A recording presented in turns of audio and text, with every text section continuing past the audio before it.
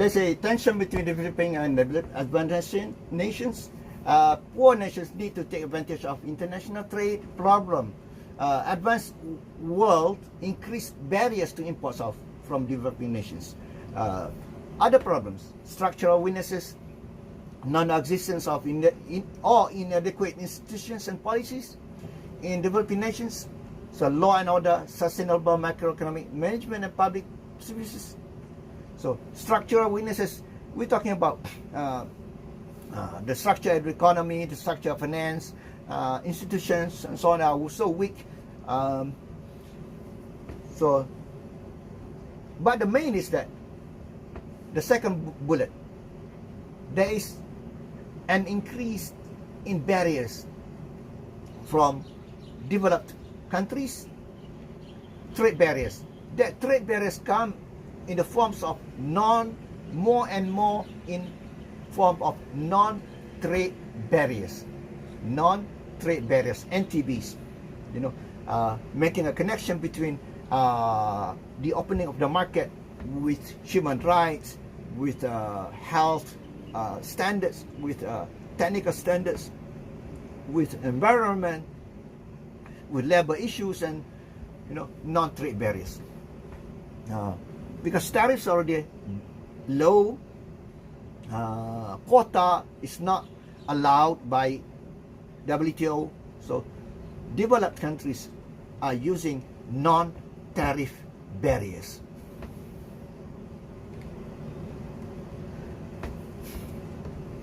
Trade problems of the developing countries: unstable export market.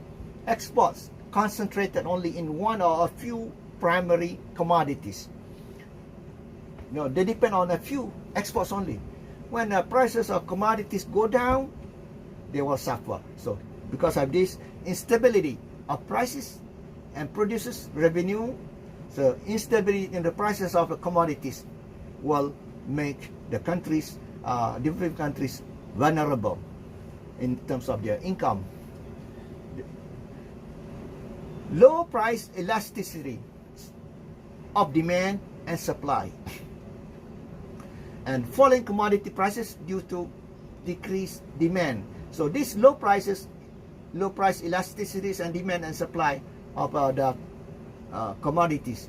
So falling commodity prices due to decreased demand in advanced economies threaten economic growth of the exporting nations. Close linkage between export earnings of developing countries and advanced economies. Here we're talking about trade of developing nations are mostly with developed country. It means that developing nations market are in developed countries. Trade between or among developing countries are less than that of the trade with developed countries. So this primary developing nations depend on primary commodities, this oil, coffee, copper, tobacco, coffee, cotton. These are all developing countries. They depend on the exports of primary commodities. So we're talking here about the, look at this on the left, elasticity of supply effect, elasticity of demand effect. So coffee. So when the supply of a commodity is highly inelastic, decrease or increase in demand will generate wide variation in prices, and this explains the volatility up and down, very much up, very much down, because the supply on the left, the supply of commodity is highly price inelastic. The supply is inelastic, very steep inelastic supply. So the decrease in price will be high, or increase in price will be high, volatile, up too much, down too much. very much. So when on the right, when the demand for a commodity is highly price inelastic, also very steep, increase or decrease in supply, if the supply shift to the right, we're talking about the right side of the graph, will generate wide variation in prices. So here explain volatility, why developing countries who export commodity goods will suffer from wide variation of prices, volatile price. Yeah, up and down, and down, very much up, very much down. Second is worsening terms of trade. What is terms of trade? We learned previously. Terms of trade is the price of exports of a country relative to price of imports of that country. So worsen the terms of trade. Price of export relative to imports have fallen. The export on the top, imports at the bottom, the prices have fallen. Manufactured goods traded in monopolistic markets. So they import manufactured goods. These are traded in monopolistic markets. When there's monopolistic or oligopolistic, the prices are high. Gains in productivity translate into high earnings, and as income rises in third world, people spend more on manufactured goods. So that increase price of manufactured goods. Export, on the other hand, primary goods traded in competitive markets and productivity gains result in lower prices. Instead, that explain why terms of trade, price of export divided price of imports of different countries worsen over time. Another problem, limited market access, global protection, agriculture, labor-intensive is low skill manufactured products. So high protection for this. Higher tariffs, major tariff blocks, EU, NAFTA, tariff escalation by developed and developing countries. We learned already what is tariff escalation. The more processed the goods, the higher the tariff compared with the raw products.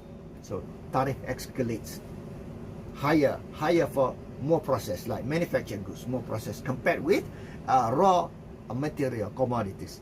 And that's also quotas on imports.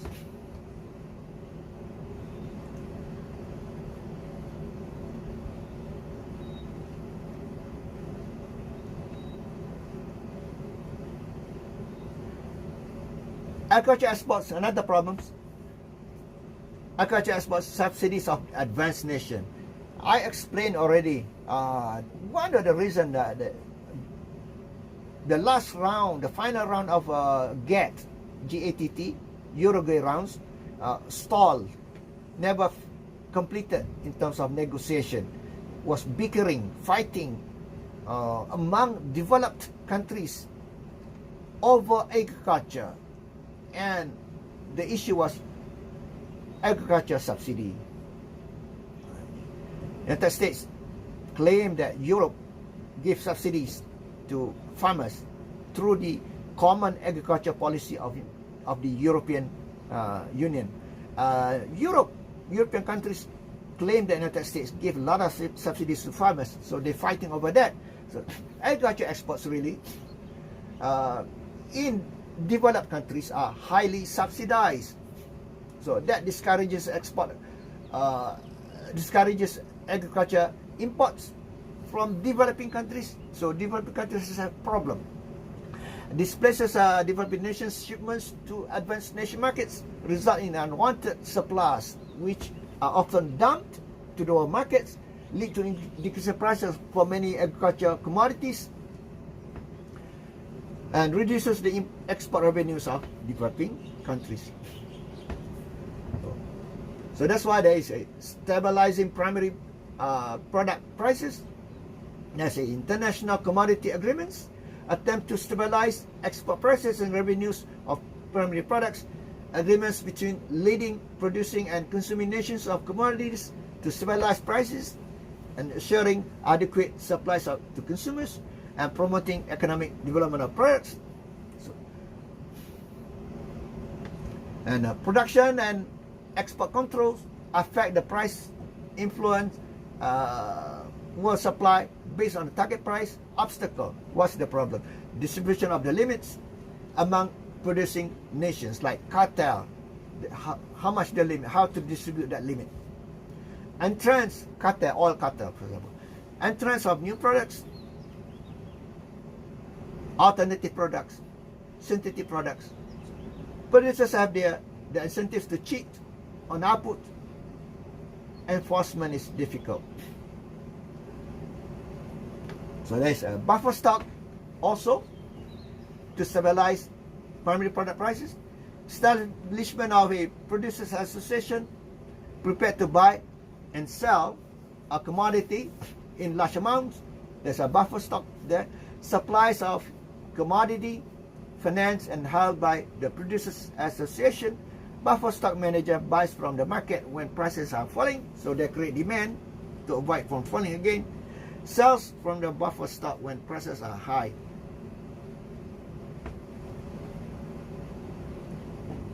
To stabilize the price. So this buffer stock, price selling, price support, offsetting the price increase on the left, offsetting the price decrease on the right. So this is the price on the top tin market. So on the left, during the periods of rising demand increase to the right. This is the left side of the graph. Demand increase. The buffer stock managers sell tins to prevent the price from rising above the selling levels. So they sell it.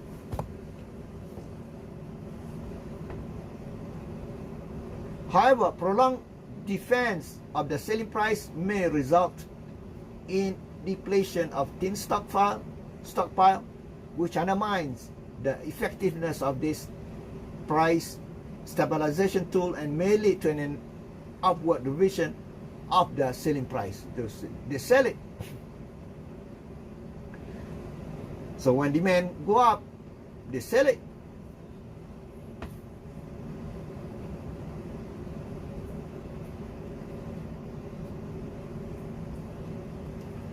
And during the periods of abundant supply, a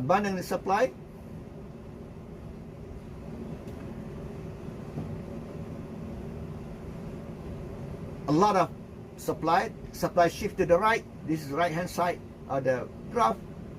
The managers purchase tin to prevent price from falling above the price level. So during this period, again, if they do it for a long time, prolonged defense of the price floor may exhaust the funds, depleting the funds, the money, to purchase excess supplies of tin and floor prices, and may lead to downward revision of the price, of the floor price. So, there's a buffer stock advantages, can promote economic efficiency, can moderate price inflation of the industrialized nations. Problem, agreeing on target price. What is the target price that you want?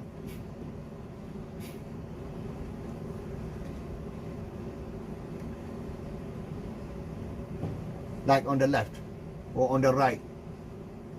On the right, let's look at on the right.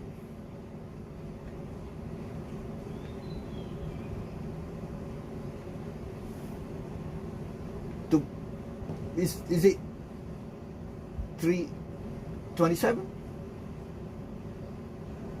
So what is the target? Anywhere between 327 and 350. Where is it? Is it 327 on the left? Is it $4.02? Anywhere between that 350 and, or anywhere between A and B, I should say. Anywhere on the right, anywhere between E and F. Where is the target price? So on the left, anywhere between A and B. On the right, anywhere between F, E and F. Where is the target price? So agree on target price. High cost of holding the stocks and poor decision that they may make. There's a multilateral contract to hold the price within the target price range, a minimum price at which importers will purchase guaranteed quantities, a maximum price at which producing nations will sell. Advantage of this, less distortion if they have a contract, less distortion in market mechanism and allocation of resources. Tend to furnish only limited market stability because bound by the contract rather than by the market price. So cartels are formed among exporting nations. Say they behave like and realize monopoly profits. OPEC, for oil. Prior to OPEC, oil producing nations behave like individual competitive sellers. With OPEC, restricted output and competition, higher prices that they can get. Sorry. Excuse me.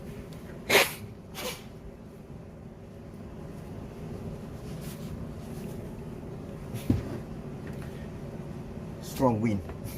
I open my window. So, how OPEC works?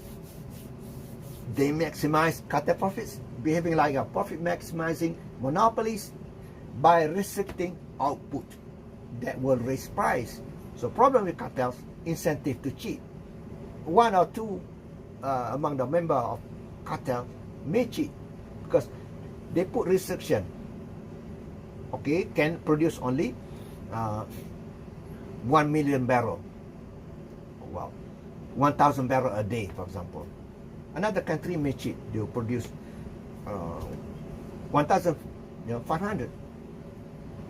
Large number of sellers, cost and demand differences, potential competition, economic downturn, and substitute goods. People will not use oil, will use solar, will use other energy. Even will use products that will not use oil. So, as a cartel, OPEC can increase the price of oil from 20 to 30 per barrel by assigning production quotas to its members. So, on the left is a cartel, and this is compared with single producer. I mean, this is single producer, okay, with the cartel. The quota decrease output from 1,005 to 1,000. The output. So you always refer marginal cost, okay?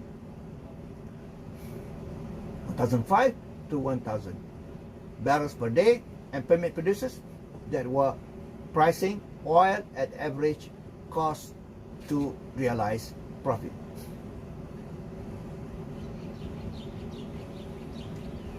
Each producer has an incentive to increase output beyond its assigned quota to the point at which the quota price equals marginal cost. Has that incentive. So, but if all producers increase output in this manner, there will be surplus of oil at the cartel price, forcing the price oil to go back to $20 per hour, per barrel. So, but look at this. Because of the quota will go down to 20.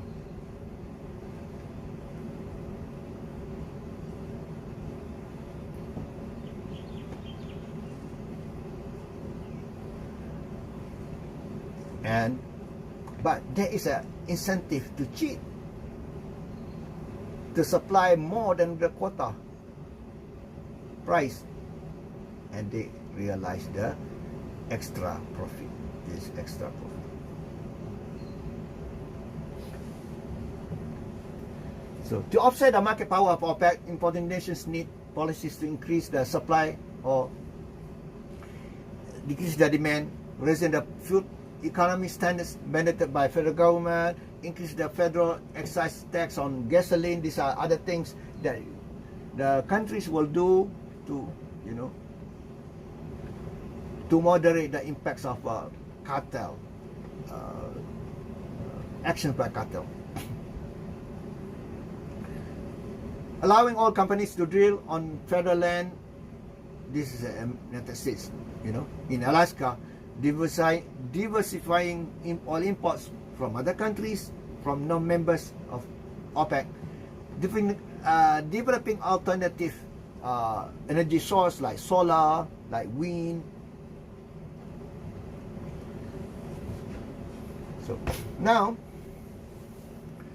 developing nations are, you know, dependent on developed countries, on loans, aid, and loans, and beside markets. So how to aid them? There's a global institutions. One is World Bank, another one is IMF. So the history was that in 1944, in July, there was a meeting in New Hampshire, Bretton Woods.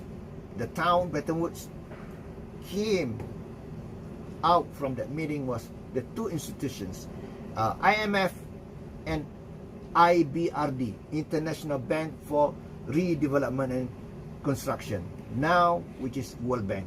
In fact, IBRD is still available as a small unit within World Bank. So World Bank and IMF, to ease the transition from a wartime to a peacetime environment. So that was 1944 July, about 13 months before the end of World War II. In August 1945, they already met in Bretton Woods. Those countries that were expecting to win, you know, United States, UK, and other countries, to win the war, already met in New Hampshire, United States, and came out from that World Bank and IMF. World Bank, I said earlier, IBRD, now World Bank. To help prevent a recurrence of the turbulent economic conditions of the Great Depressions era of 1930s, Great Depressions, and sources of funds to promote economic development and financial stability. To cut short, the two institutions here, World Bank and IMF, the difference, World Bank deals with development, deals with long-term issue of development. So the loan from World Bank is long-term, long and usually long-term, like to build school, to build dam, to build irrigation system for rice farming, to build bridges, highways, you know, infrastructure. These are long-term. The loans are long-term. Whereas IMF is to help the countries to maintain macroeconomic stability. When we talk about stability, we're talking about to avoid ups and downs to avoid volatility. So IMF is to help maintain economic stability, especially current account stability, current account, and monetary stability as well. So the loans from IMF is short term. So this is the point. Loan from World Bank, long term, meaning that you get the loan, you have a longer time to pay. And the project also longer time to build highways, to build school. You build school, even the school can be completed in 5 years, but the result of school, you cannot get the result today. You teach the children today, tomorrow you cannot get the result.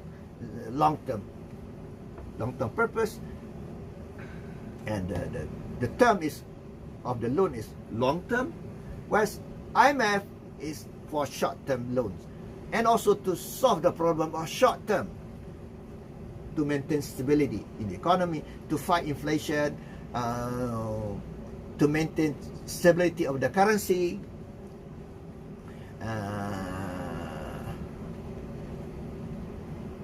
mostly on the current account and currency.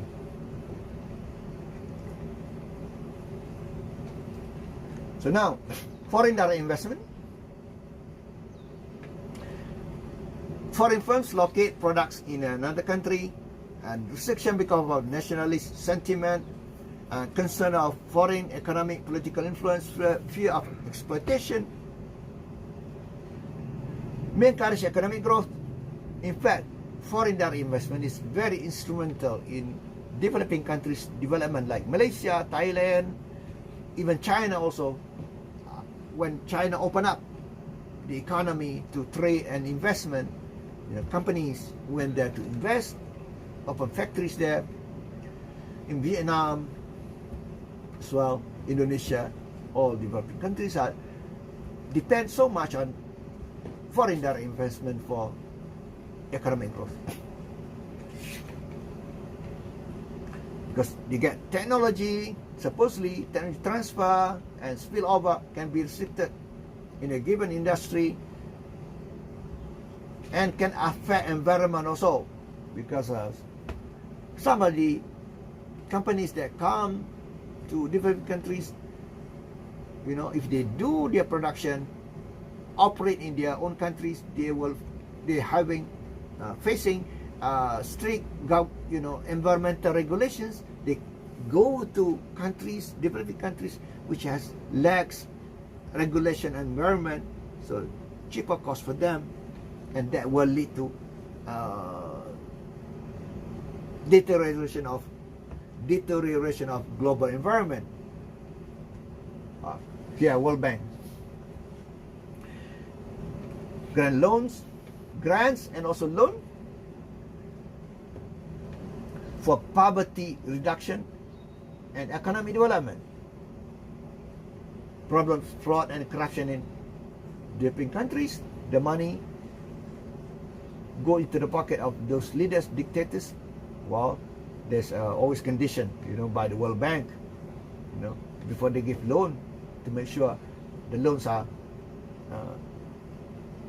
go to the right place. IMF, a bank for the central banks of member nations. Funds for the IMF come from quotas that come with subscription. Large countries, different countries like United States has more power because of higher subscriptions to IMF. Make conditional loans to member nations. Bailouts may contribute to moral hazard problem, or this moral hazard. There's always a danger that moral hazard is that countries continue to spend and spend and spend on undesirable, inefficient, wasting projects, because they know that's always there. They can get money to borrow. They know there is IMF. They continue to make to do all this unproductive expenditure. That's what I mean. Because they know in the end they can get loans from the IMF. There's a moral hazard problem. Moral hazard. So restricted monetary and fiscal policies conditions.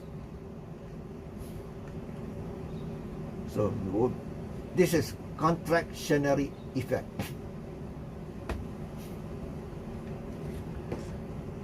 And that's also GSP, a system given a system of a lower tariff given to help developing countries.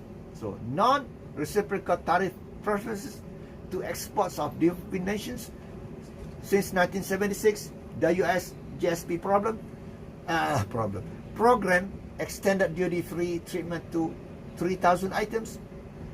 Attempts to promote economic development in developing nations through increased trade.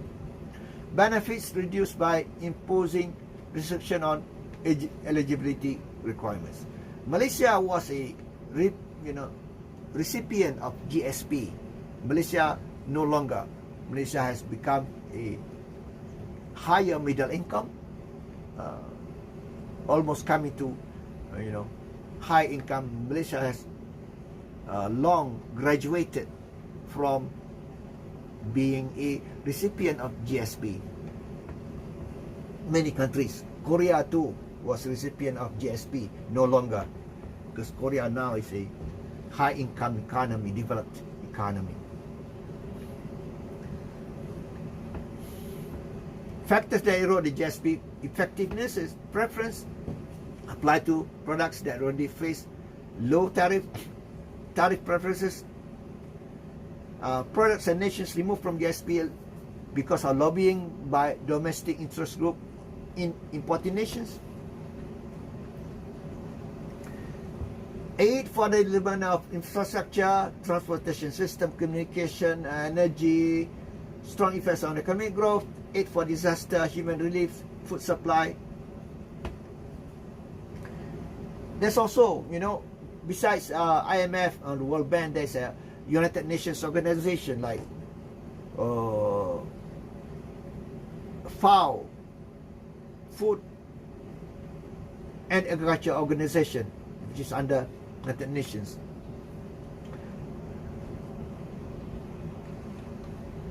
So, proponent of aid programs, aid will enhance poverty reduction, enhance growth in some nations, prevent worse performance in other nations, shortcoming of aid.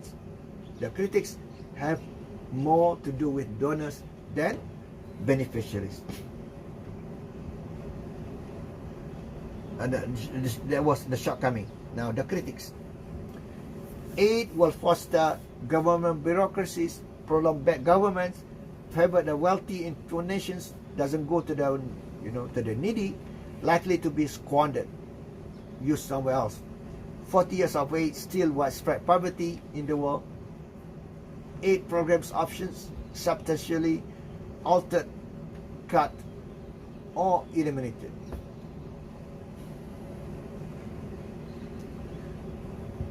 Growing gap between advanced and developing nations. This is Stiglitz, famous economist, development economist.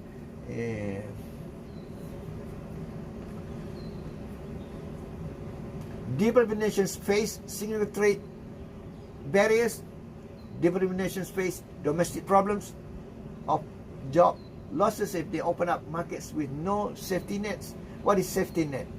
To cater for the poor, to cater for the vulnerable because of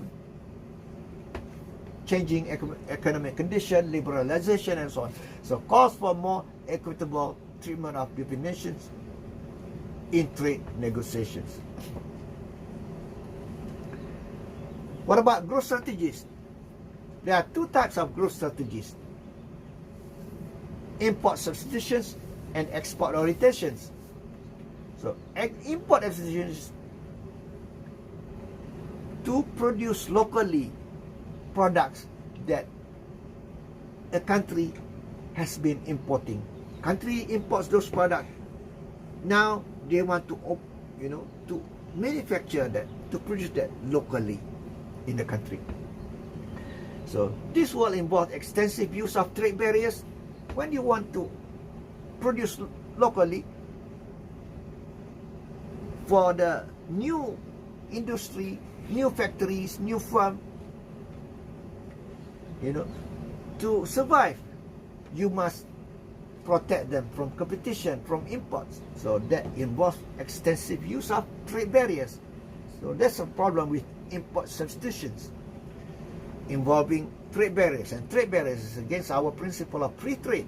So because free trade is good to produce goods which were formerly imported by protecting domestic industries for import, competition through trade barriers.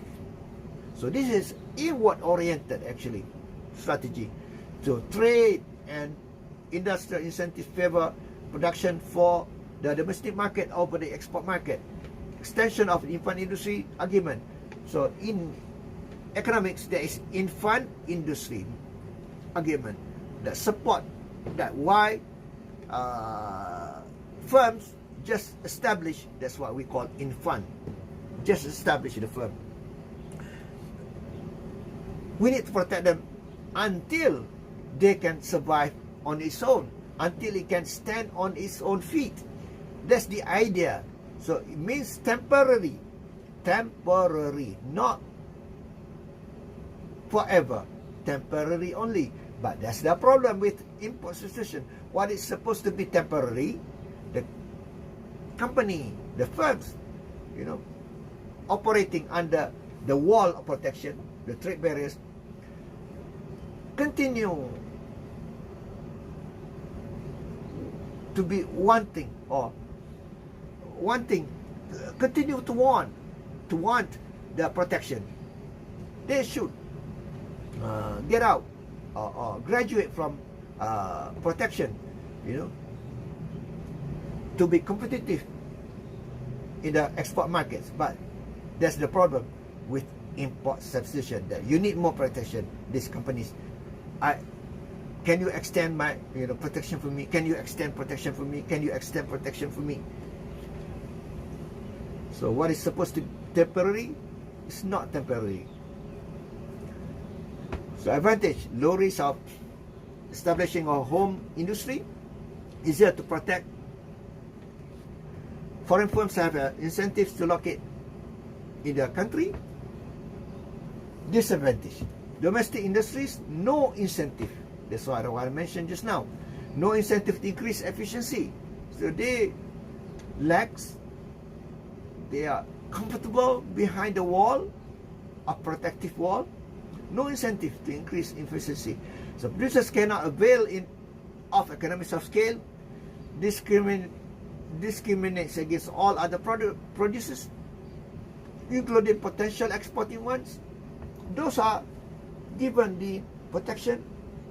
Actually, it's a discrimination to other companies which have not benefited from protection. Very difficult to remove once placed. That's what I said earlier. Can you extend the restriction? Can you extend the protection for me? Very difficult to remove. And this will breed corruption. Bribe the politician. Okay, I'll give you money. Okay, extend for me the protection. Another strategy, which is famous for the East Asian needs, East Asian newly industrializing economies of, Korea, for example, export-led growth, export-oriented policy, outward-oriented, that look outside, export, promote economic growth through export.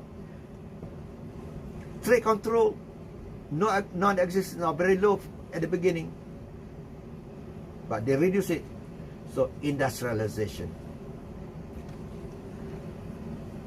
Advantages, encourage industries which developing nations are likely to have comparative advantage, allow domestic producers greater scope and good for economies of scale, impose a competitive discipline on domestic firms that forces them to increase efficiency.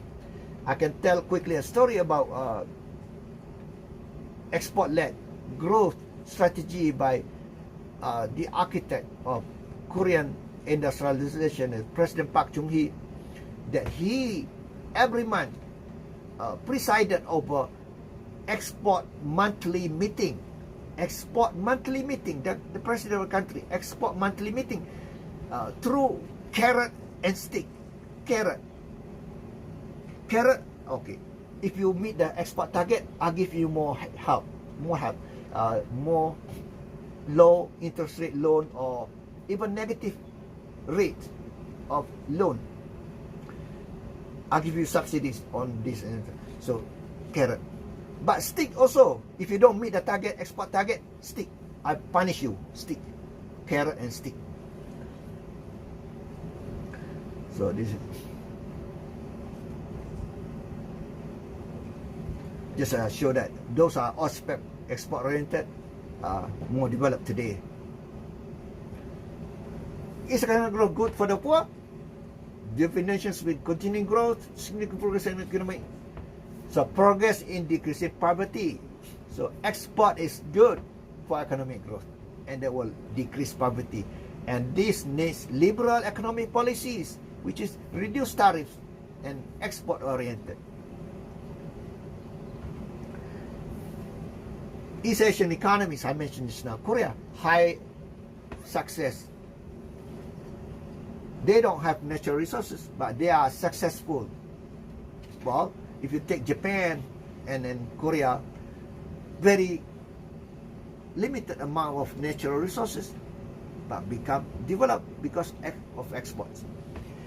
Through the use of human resource and that work so hard and export.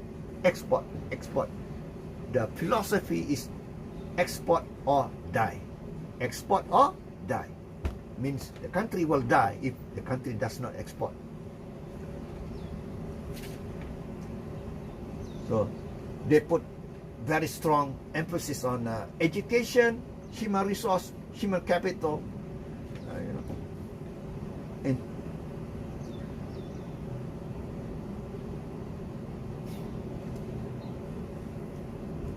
invested in people,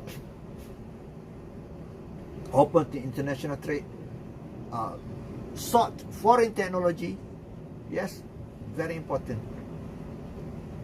Technologies come from developed countries and they do reverse engineering and learning by doing and produce the products and export.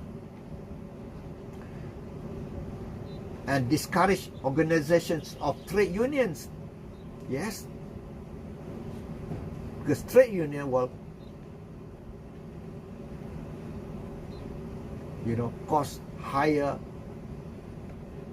labor. I mean, will have the impact of higher labor costs because they have trade union. They can negotiate higher price, higher wages, but the government can. I mean, in this so-called, in the past, autocratic countries, the president, the government is so powerful, can depress, can stop laborers from organizing themselves as trade unions. So, discourage the organization of trade unions, free and competitive labor markets, no minimum wage legislations. There's a concept in economic development in Asia, flying geese pattern of economic growth. Japan first become a developed country, and then followed by East Asian nations, Korea and Singapore, and followed by other East Asian Southeast Asian countries, Malaysia, Thailand, Indonesia. So it's like a bird formation of when they fly, flying geese, because they move up the technological development ladder by following the pattern of nations ahead of them, result of market forces. And China's transformation to capitalism, 1970s, values of export and imports. Now, 2005, after 2001, China joined WTO. 60% of China has now, used to be, we call factories of the world, and still is factories of the world. And China no longer only producing products, OEM, original equipment manufacturing products. You produce products, the equipment, the original, what is OEM, the materials, the machinery come from those developed countries, just use and produce the products in China. Yes, in the past OEM, now not only OEM, China's own products are produced, and really. So this is 14th edition. If I go to 17th edition, more on this.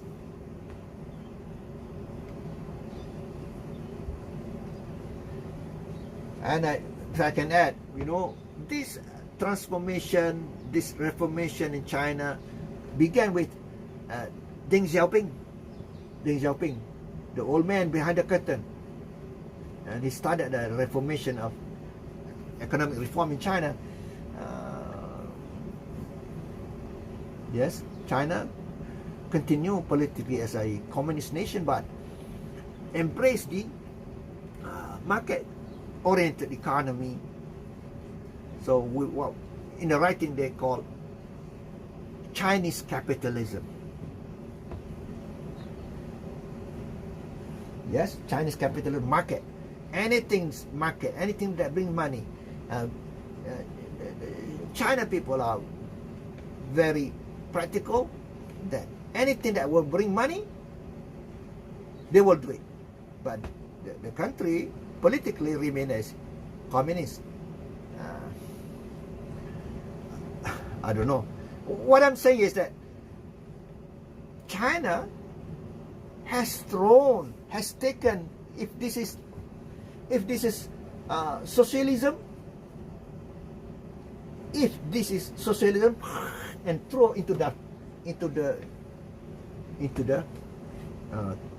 dustbin. Throw socialism. Take the market-oriented strategies, opening up the market for investment, for trade, and so on. And even China now invest in other countries in so-called Belt, initiative.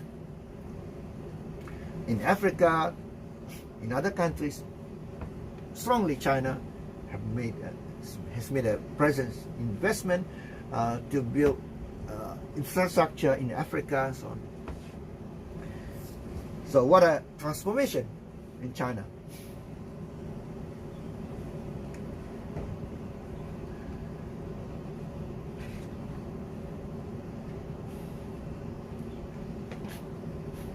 So I think I should go to 17th edition. India also. Let's go to 17th edition.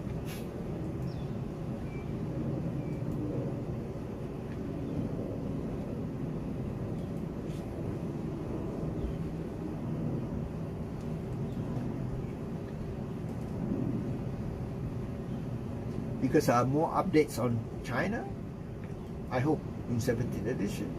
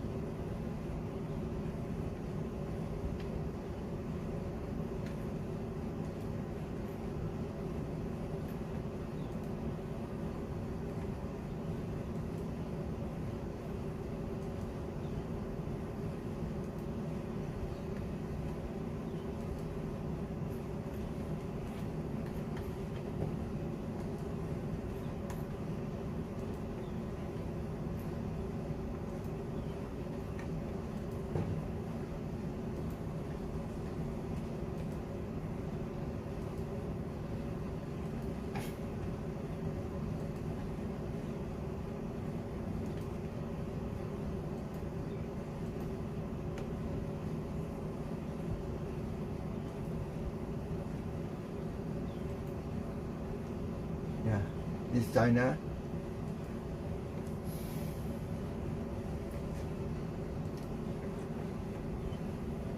So has marketized its economy, greater competition, open to trade. 2001, China accepted into WTO. Why 2001? Why China was not a founding member of WTO? Because, you know, at the time China was still a socialist or, you know, market, socialist economy, and well, communist.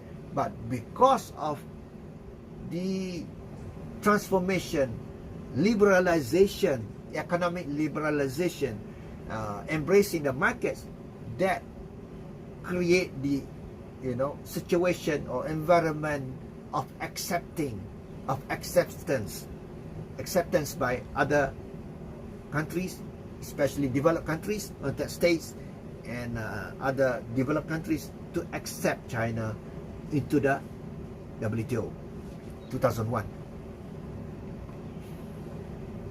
Challenges: privatization of our industry, rising labor costs today, development of infrastructure.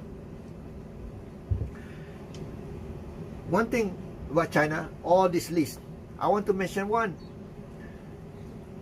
a great divide between the eastern seashore, you know, cities or region on the east coast, from Shanghai, including Beijing, Shanghai, to Guangdong, Shenzhen, for example. All developments are on the east coast. West lacks of development or inside hinterland of China. A great divide in China.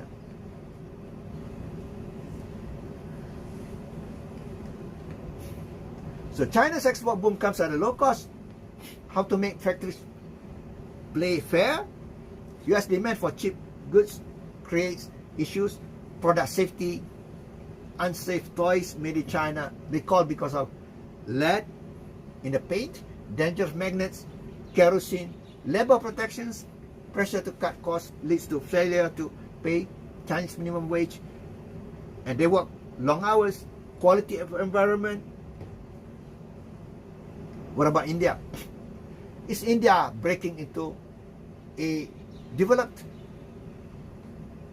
or high income? India is really even more the case of great divide between the rich and the poor. India is really great divide. Rapidly improved economic performance, free trade policy, especially during Manmohan Singh as the Prime Minister. Manmohan Singh later became Prime Minister. Economy of India: agriculture, handicraft, manufacturing. 2/3 of Indian workers are in agriculture, service and technical support. Young are increasingly involved. So India, you know, there's a so-called Silicon Valley in India. You know, they produce engineers in the IT, ICT and so on. But that's very small compared to the huge population of India. So there's a great divide between rich and poor, and between highly educated and non, you know, low educated. So great divide in India. There's an issue in development.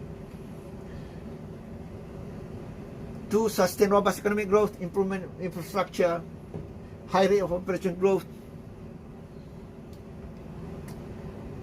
further efforts needed to deregulate sectors in retail, news media, in banking, to make the economy more competitive, more liberalized, eliminate from small scale, reform agriculture.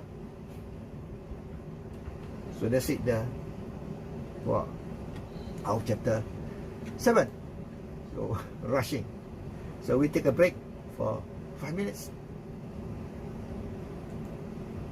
I'm sorry that I speak the way I speak. I am rushing to complete as many chapters as today as we can. So we take for 5-minute breaks.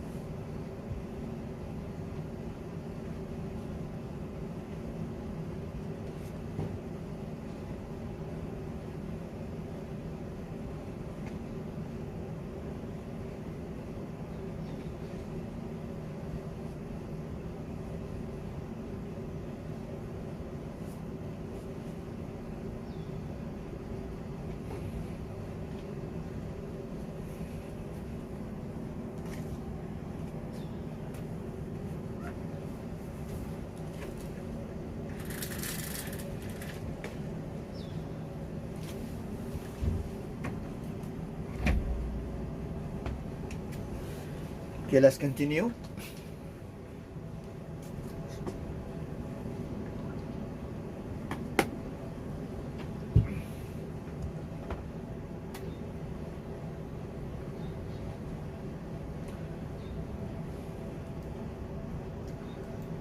Go to chapter 8. Chapter 8 is on customs union, actually, mainly the topic.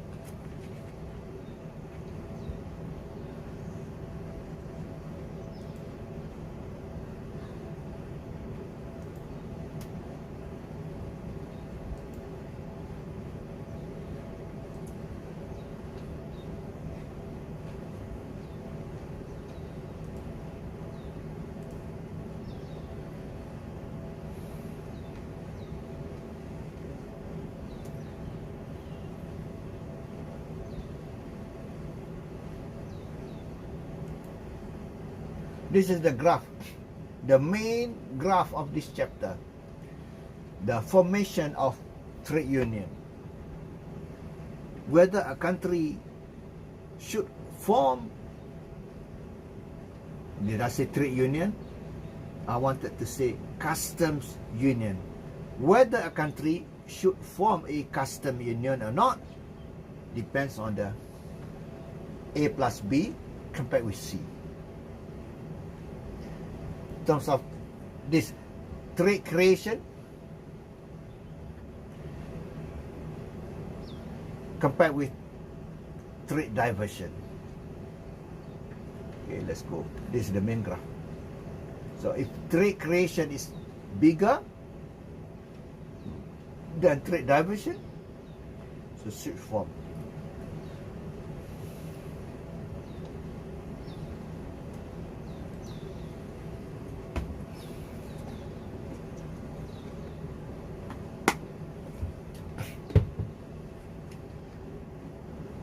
So we're talking about, the concept is that free trade is good, but some countries want to arrange their trade preferences among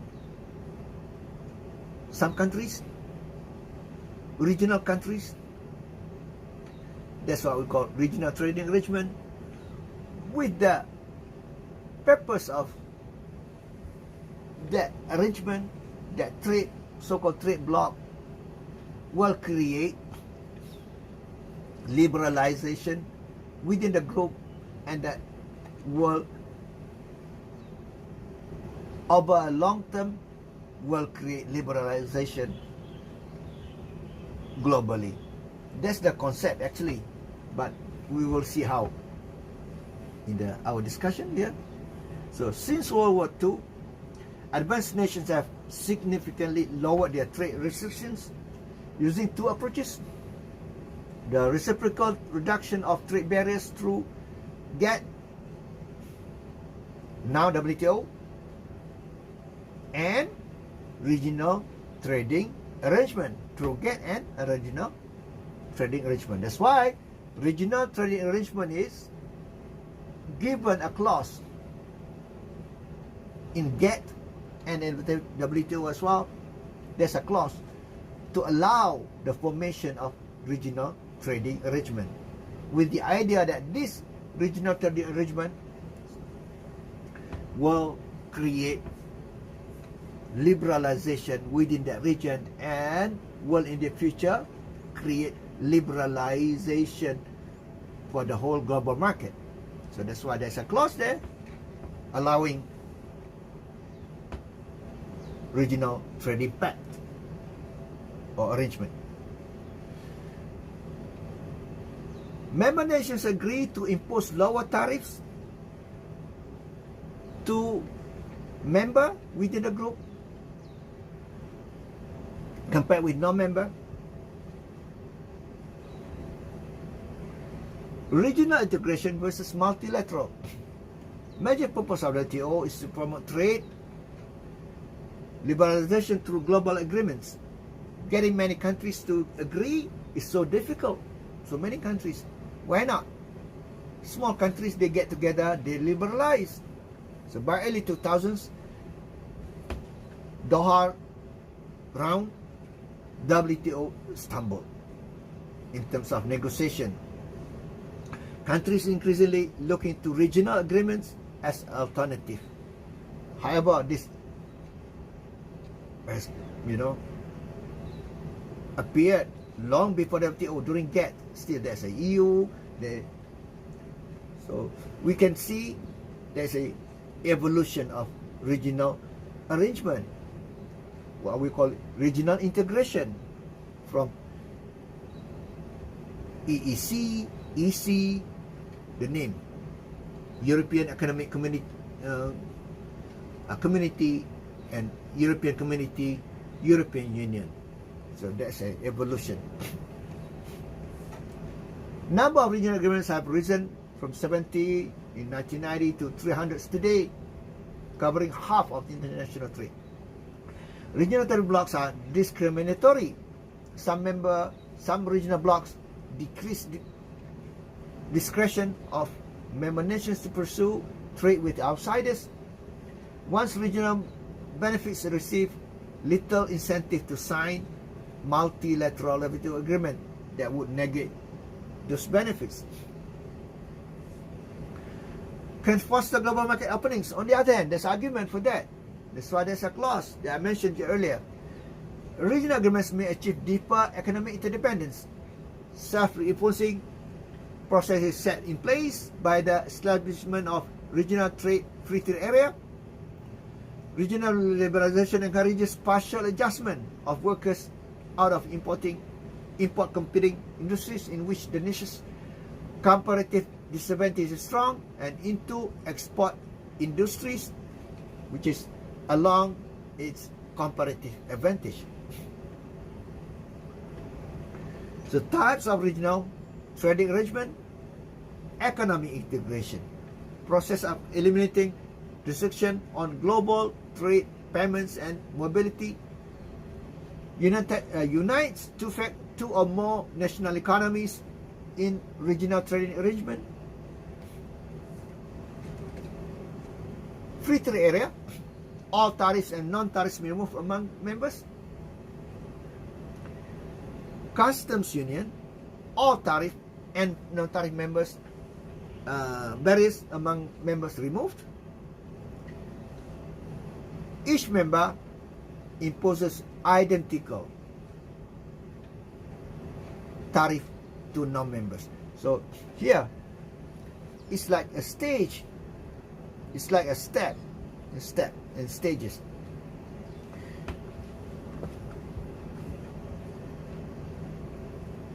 We don't have that. I will use the other of my note. What I'm trying to tell you. Let's go to my other note.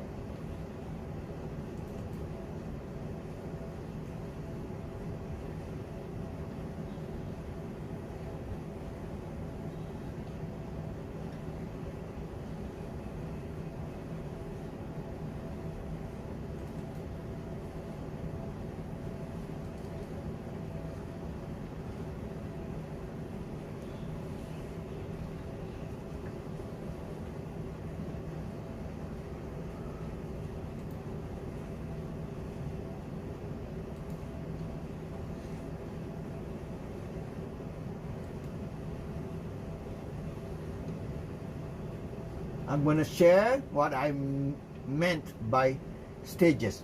Economic integration,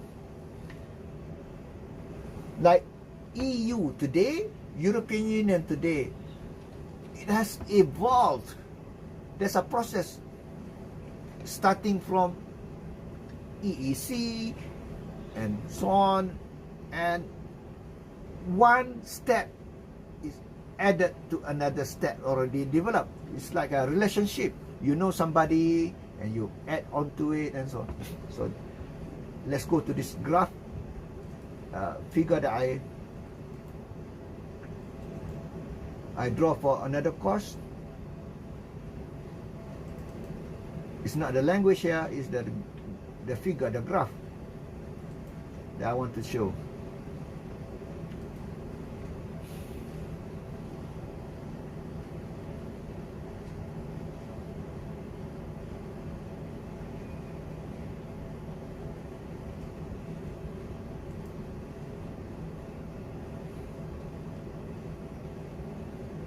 Yes. I hope you can see this. It's like a step, a ladder. You know, you go to a house or building, it's a step. One step, another step, another step. Yeah.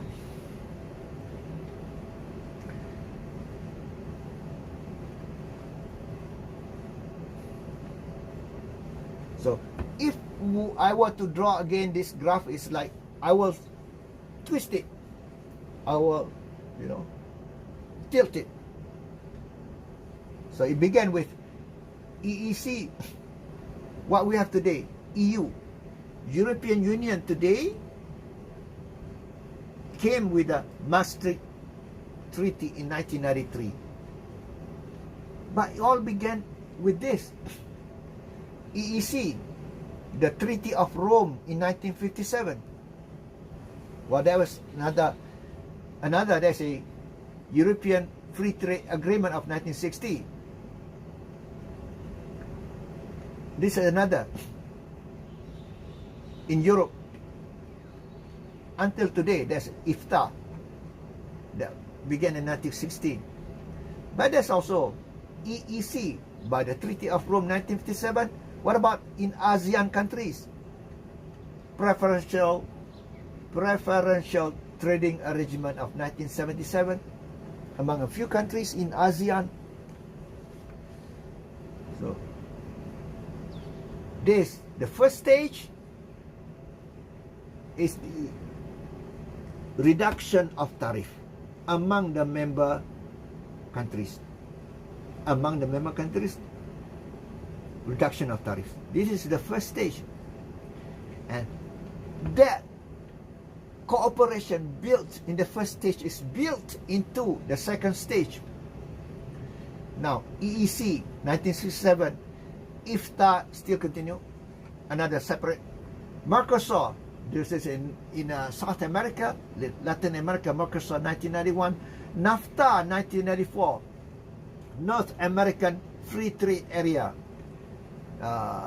USA, Canada, Mexico, NAFTA 1994, AFTA, ASEAN Free Trade Area, ASEAN Free Trade Agreement 2002.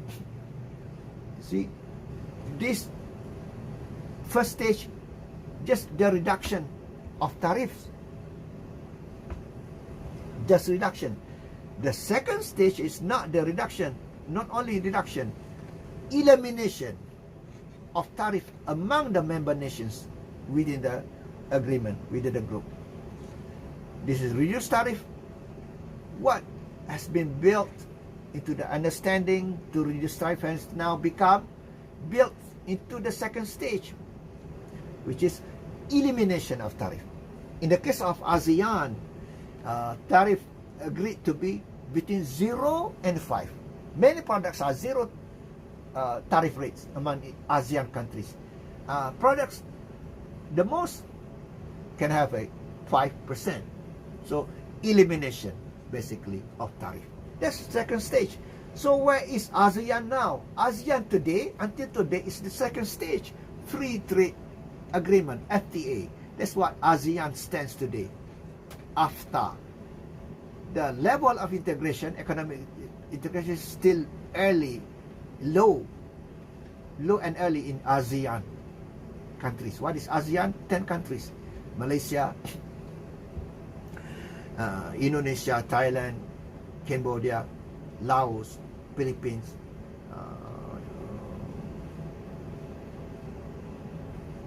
Singapore, Myanmar, Cambodia, Vietnam, 10 countries. Where is it ASEAN today? Here, second stage of integration, FTA. This is FTA. This is PTA. The first stage is PTA, Preferential Trading Arrangement. Trading arrangement can be Malaysia and Indonesia only, Malaysia and Singapore only, Malaysia and Thailand only. But these ASEAN countries, 10 ASEAN. What about other countries in Europe? EEC at that time, Mercosur, NAFTA. Now, the third stage, what has been achieved in the first stage and second stage is built into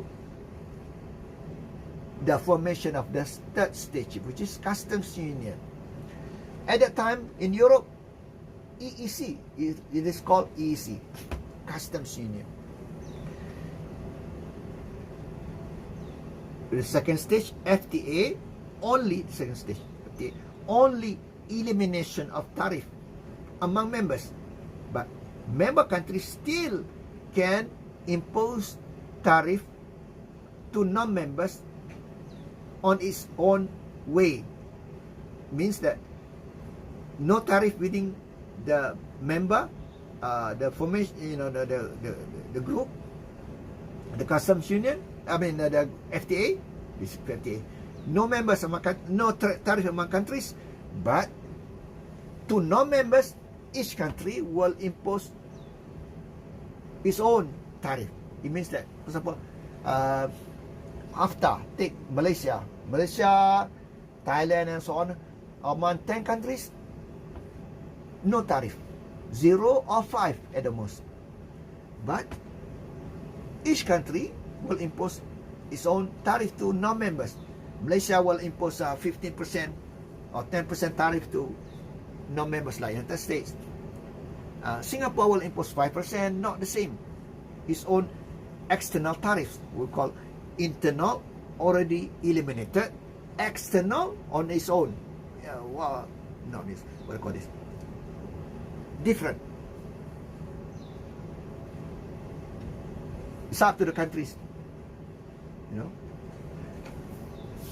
Just I said just now, for United States, import to come to Singapore 5%. Singapore set 5%, for example. Malaysia sets on average 10% imports from United States. Philippines or Indonesia 15%, not the same. External tariff to non-members are not the same. But the third stage, customs union. What is custom? That's the meaning of customs union. Integration in the customs. Not only already, this is what has been achieved in the second stage is no tariff among member nations, no tariff. Achieved there during the second stage. It's built into this the third stage. Add to it is the common external tariff. Internal tariff among member nations, no more already. Now add to it the common external tariff, the customs union. Well, I cannot give example of ASEAN because ASEAN is still FTA, not customs union. ASEAN not yet customs union. So EEC at the time, for example, EEC, member of EEC, say Germany, or France, UK, Netherlands, Belgium, all these countries, Sweden, will have same tariff, same external tariff to non-members.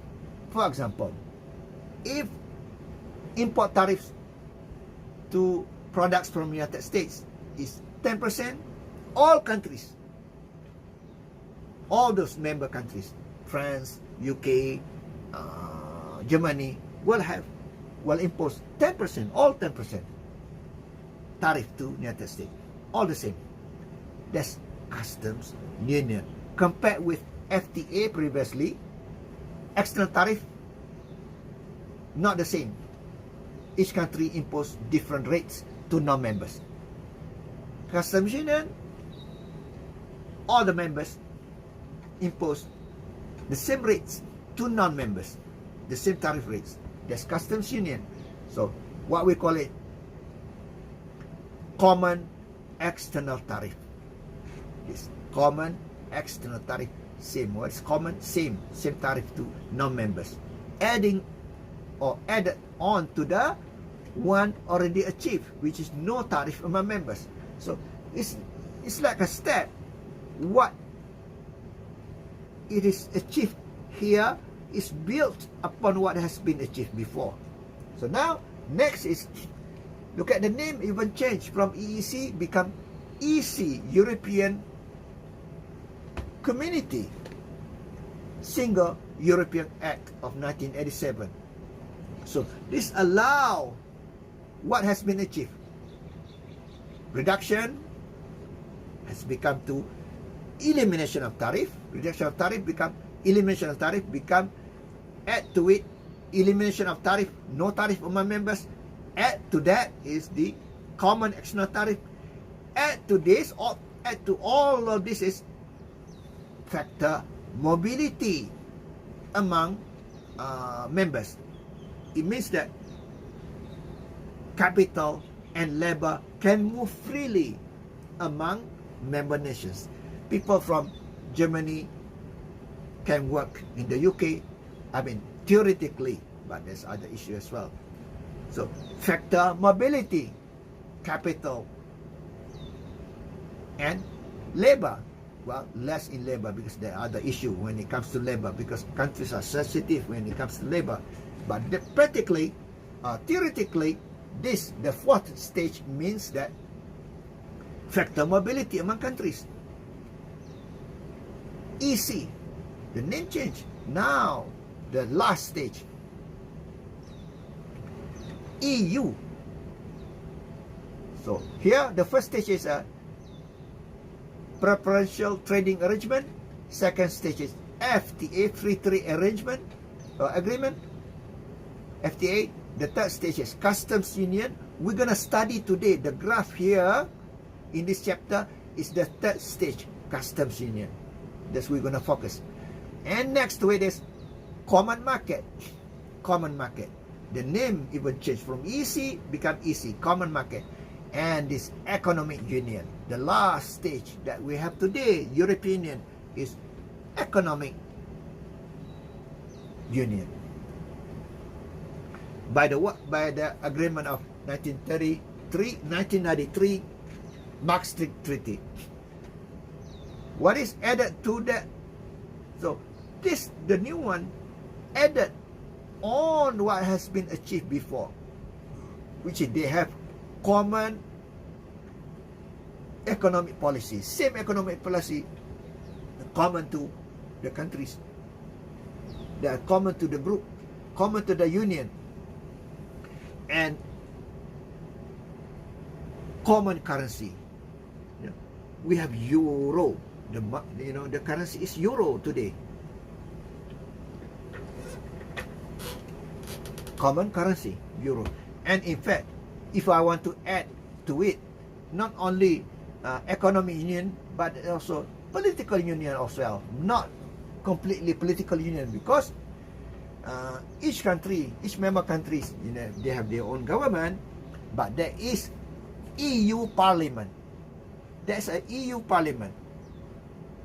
Each country will have 3 representatives in that parliament, and they rotate among them to elect the president of the Parliament of the European Union. And there's a representative for trade, especially of EU. It means that when Malaysia negotiate with EU, Malaysia will negotiate with trade representative oriented of European Union. Malaysia does not have to negotiate with all the 22 or 25 countries of European Union. Negotiate with Sweden, negotiate with UK, negotiate with with Germany each 25. No, just negotiate with the European Commissioner. European Union Commissioner on Trade. It's like Minister of Trade, for European Union. Just one person you negotiate. So that's it. Stop with that. So the main point here, what has been achieved today is built upon what has been achieved before, step by step by step by step by step. So we're going to focus in our chapter here the third step, which is customs union. No tariff among nations, among member nations, and external tariff to non-member nations. Common external tariff. Same tariff to non-member nations. Same tariff levels to non-member nations. That's customs union.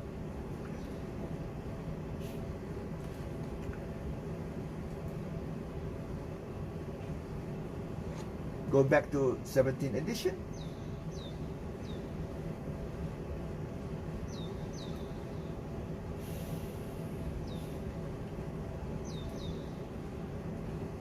Yes. So, in fact, FTA is the second stage. Customs union is the third stage. So, first stage is PTA. First stage is PTA, preferential trading arrangement between one and two countries like Malaysia and Thailand. But FTA, ASEAN. In Europe, EEC. Customs Union, EEC. ASEAN, never get to that. Yeah, I want to comment a bit about, today in Europe, European Union, they have a currency, common currency called Euro. I don't think, anytime soon in ASEAN there is a common currency. That common currency, I make it, okay? The name, ASEANA, In Europe, you go to Europe, you pay euro. How many euro? 10 euro, 15 euro. In ASEAN, in the future, if ASEAN, the 10 countries become really integrated, that's what we call economic integration or regional integration, become a, now second stage, okay, which is FTA. Third stage is customs union. Fourth stage is a common market. Fourth stage. Fifth stage is common economic union. Economic union. The fifth stage will have common currency. Now second stage, okay? Still second stage. To get that fifth stage, customs union, common market, economic union, including the fifth stage, okay? Fifth stage. Economic union, including monetary union, common currency. That common currency, I make it. I give the name, not. ASEANA. Okay, you go to the shop in Thailand. Okay, I carry ASEANA. How many ASEANA? 5 ASEANA. You go to Indonesia, 10 ASEANA. You buy, food. You go to the Philippines, you use ASEANA. So difficult to mention the word ASEANA. So in the end, people call it ASI. ASI. How many ASI? How many ASI? This nasi lemak. This common food in Malaysia, nasi lemak. This chicken, how many ASI? No more ASEANA because it's too long. That's my joke only. So after there's a third stage customs union. Again, the customs union, common external tariff and common market.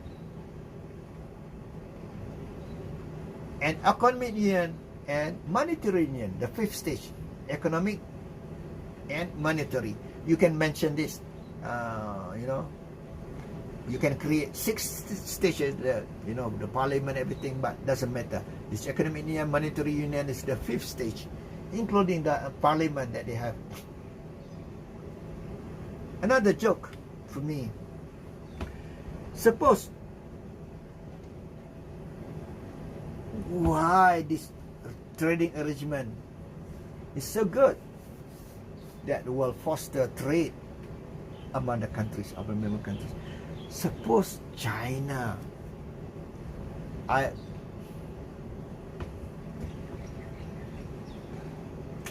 let me not China.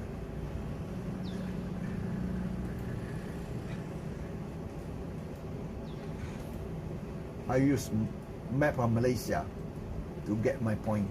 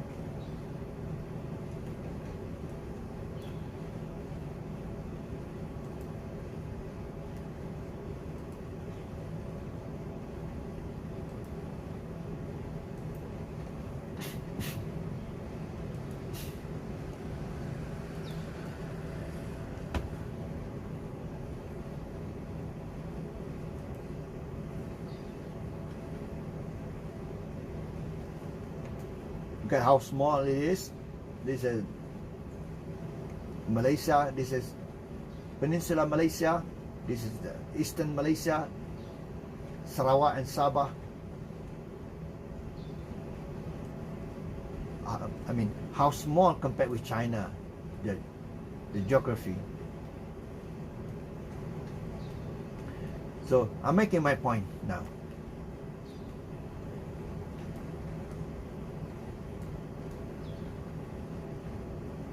So this is Peninsula Malaysia. There's a state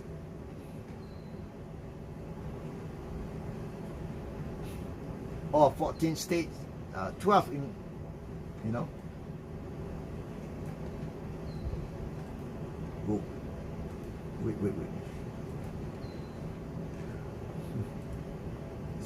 This is the boundary. Suppose these are countries. And this I saw this the note example of United States. What makes United States strong? And what makes it is a strong country? Because of economic and political integrations. Economic and political integration. Suppose this is a country, another country,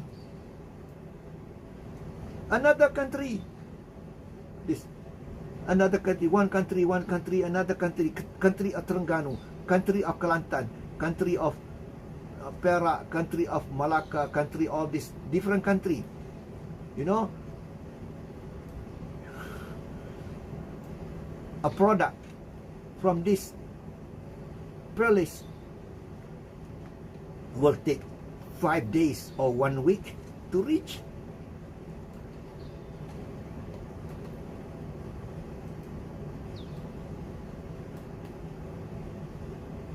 Johor, the southern state, from Perlis,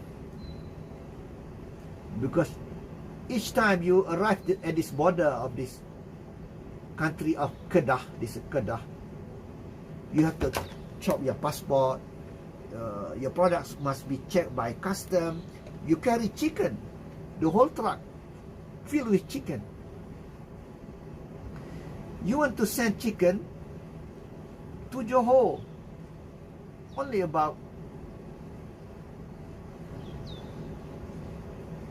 700 kilometers maybe. But you have to stop at the border of country. I'm not talking state. Country of Kedah. Passport check. Custom check. And then you drive. Now, you have to go through the state of, the country of Penang. Country. Chop on the passport. You enter another country. Custom also. Now, you come to this border of country of Perak. Check passport. Custom. Check the products. Whether the product you must pay duty or not, import duty. And arrive at the border of Selangor. Here.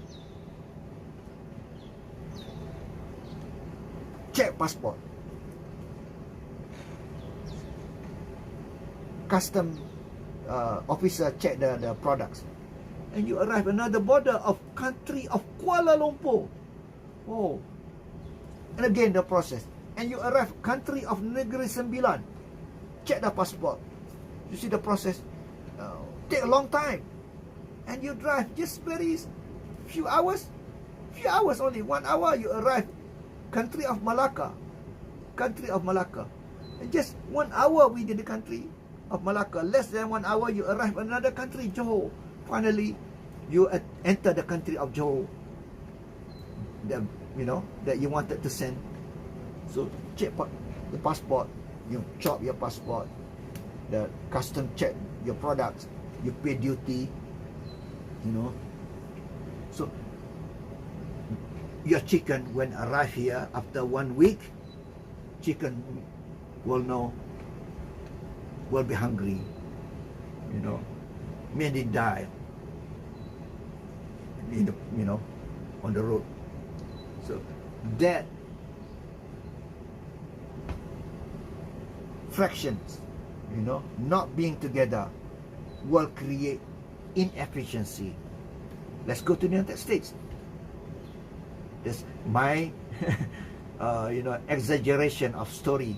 What makes United States strong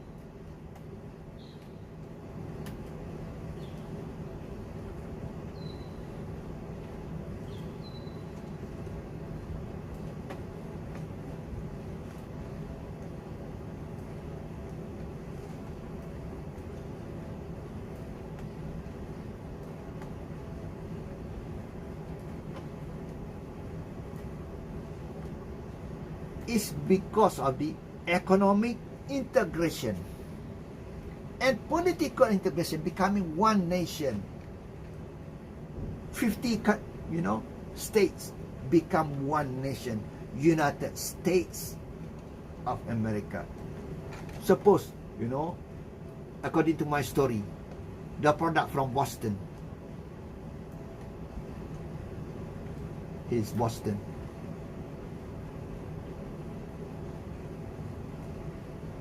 Boston, travel and arrive in the country of Connecticut.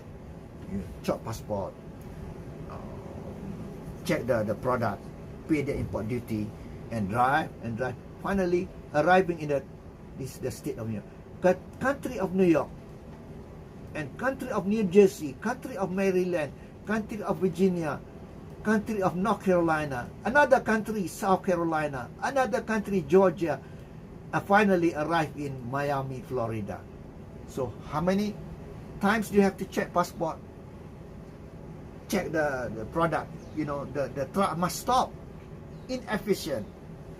The chicken from Boston will take maybe 2 weeks to arrive in Orlando or Miami, Florida. But that's been eliminated through the economic and political integration of states to become one, which is United States. That's the story, nice story about economic integration. It creates efficiency within the union. Okay, let's go back to our note. That's the kind of joke that I used to make, and I'm making that jokes to my students.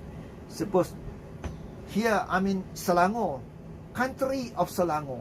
I just drive maybe 30 minutes. I will arrive in the country of Negeri Sembilan. Just not 30 minutes. Just 20 minutes. Just 15 minutes from now. from where I am, 15 minutes, I will arrive in another country. Negeri Sembilan country. So I open my passport. They check my car, any products. Oh, I'm driving a lorry with chicken. Quack, chicken, you know. I want to go 5 more countries. And that chicken will no longer be fresh when it arrives. So now go back to owner. Same with China. China is strong because of big area merged together become one. Strong.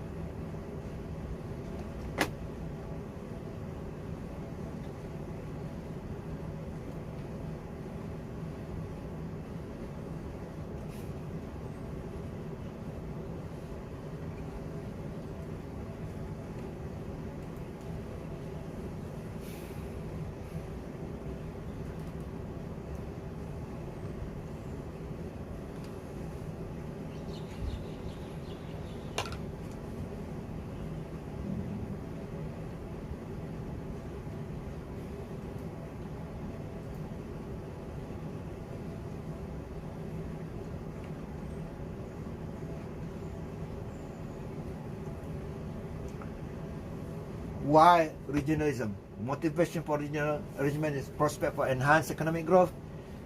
Economics large-scale production, I just explained to you just now. One of the reasons is large-scale production, you know, and ease of doing business.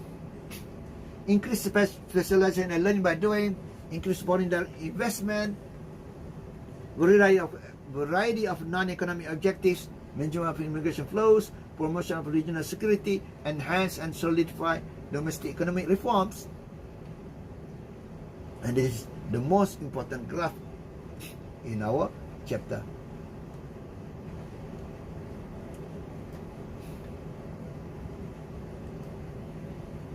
Of the third stage, customs union.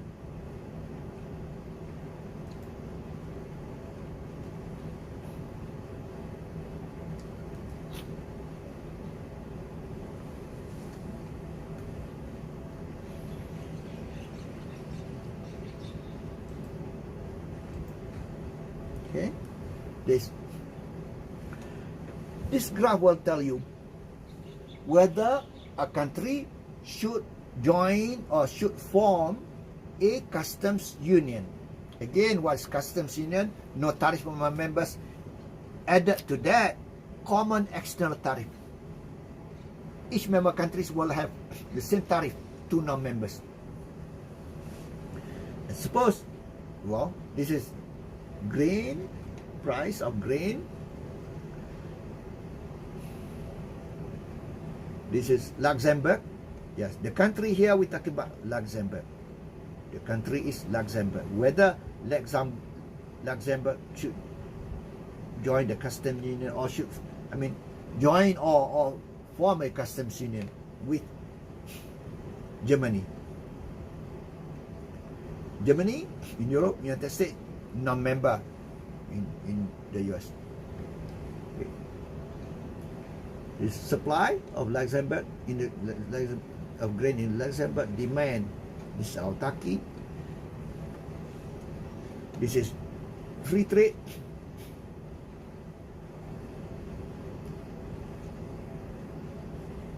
This is supply from the United States. Free trade. First, free trade. This is supply from Germany. The first two lines here, supply from US and supply from Germany.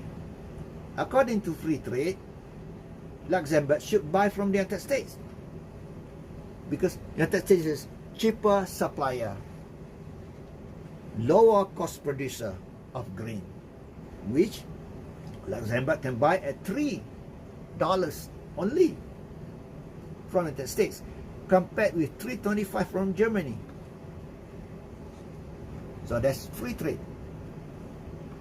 So import from the United States. 22. It's better to import from the United States. Cheaper. So we'll import this amount. 23 minus 1. Import. Not from Germany, because Germany 325. Okay, that's free trade. Suppose Luxembourg and Germany get together to form a customs union. So when there's a customs union,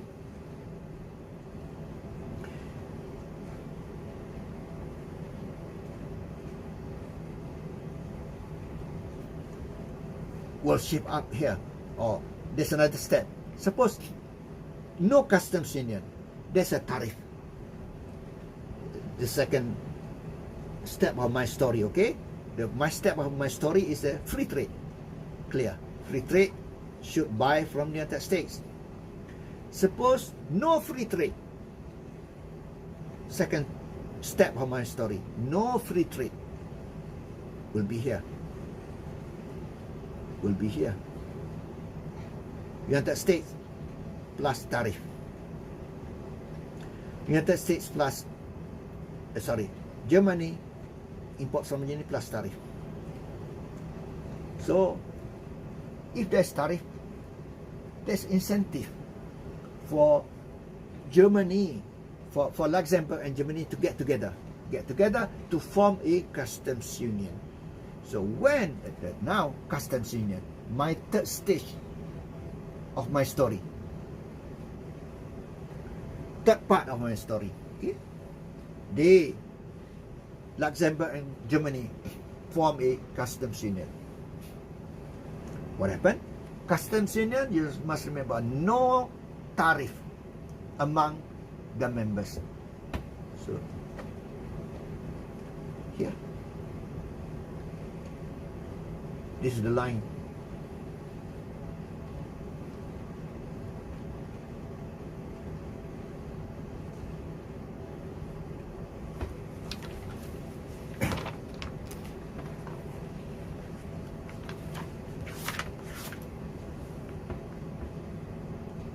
No member, no tariff, so SG. But we United States, there is no member, United States no member, this is the line. This is the formation of customs union. We have A plus B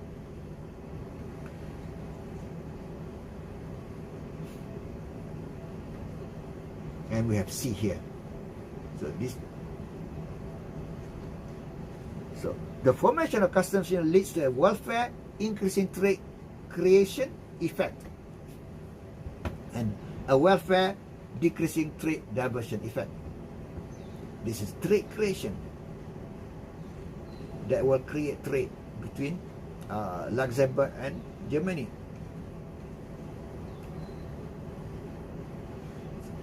As well as the whole world depends on the difference between A and B compared with C. So let's go to this.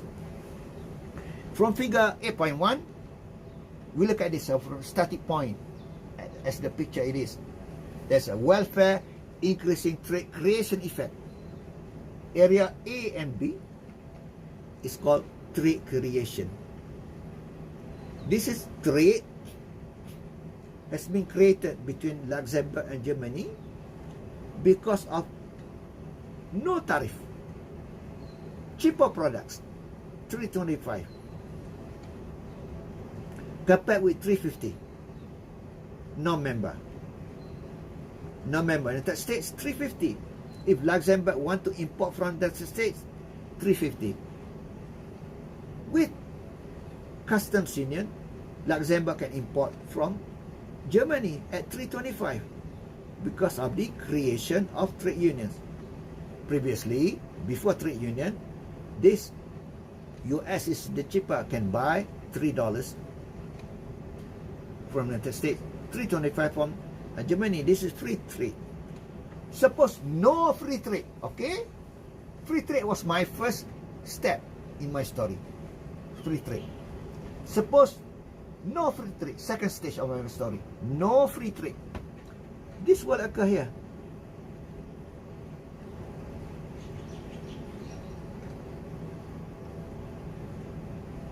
But what if Luxembourg get together with Germany? My third part of my story, which is customs union. Get together to form a customs union. Effectively, no tariff among member, meaning this is a line to, for Germany. No tariff for Germany because Germany is a member. So you can import with customs union. You can import, Luxembourg can import 325 from Germany.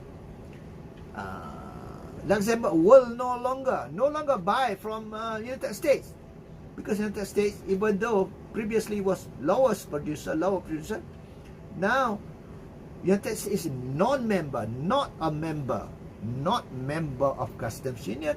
The price is 350. So before customs union, this is the price 375. Now because of customs union, the price of product from Germany is now 325, compared with non-member, which is the US, 350. So this area trade has been created between Luxembourg and Germany. This is what we call trade creation, A and B. Trade creation. The same thing at the same time happened that there is trade diversion, which is C. Because of customs union, trade has been diverted. What is diverted? Change from A to another, to B. Change from United States, which is here, $3 only. Free trade. If there is free trade, change, diverted, okay? From importing from United States under free trade, now with customs union, importing from Germany, because under customs union, United States is here, 350, 325. 325 is cheaper than 350. So this one no longer relevant. The last line, but at the bottom, not relevant anymore, because it's not free trade. This is customs union. With customs union, the price is cheaper from Germany,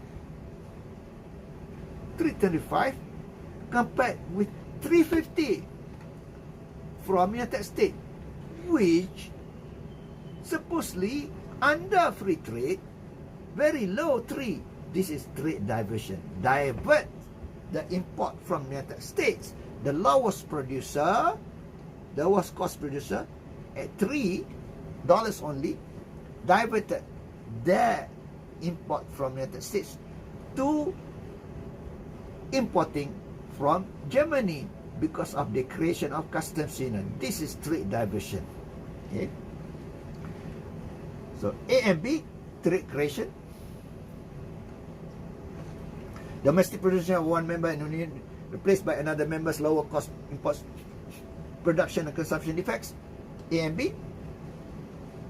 This is production effect, supply. This consumption effect, demand effect.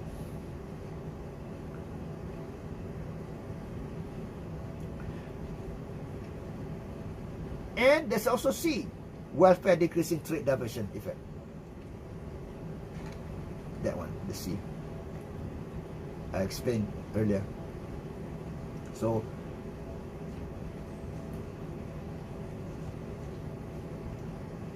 whether there's not in the slide here, not in the slide, whether Luxembourg should join or not the trade pact. Let's go to my note in 14. This is edition 17. Is when A plus B is greater than C. A plus B greater than C, yes, join. 14th edition.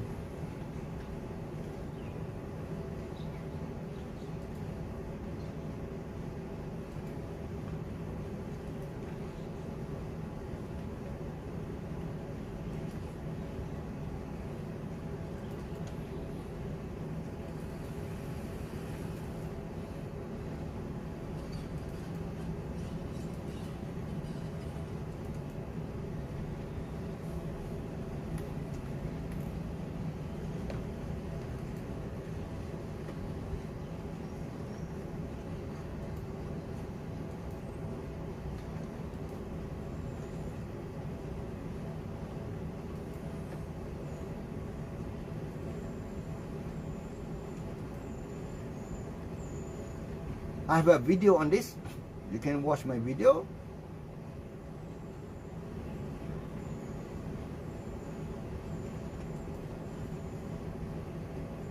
On YouTube as well. This. Now you can see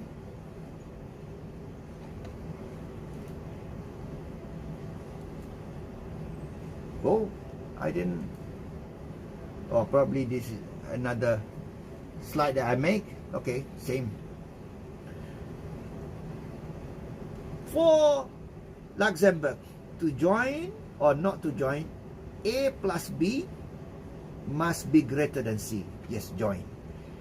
A plus B smaller, you can calculate, okay?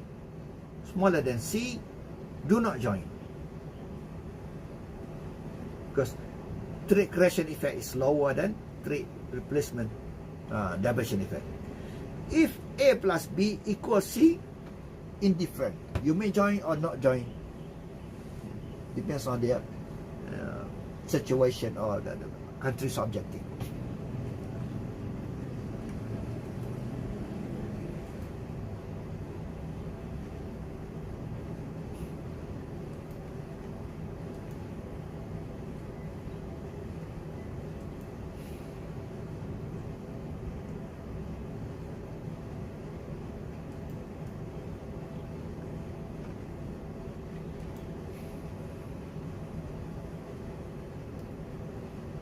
Okay, finish.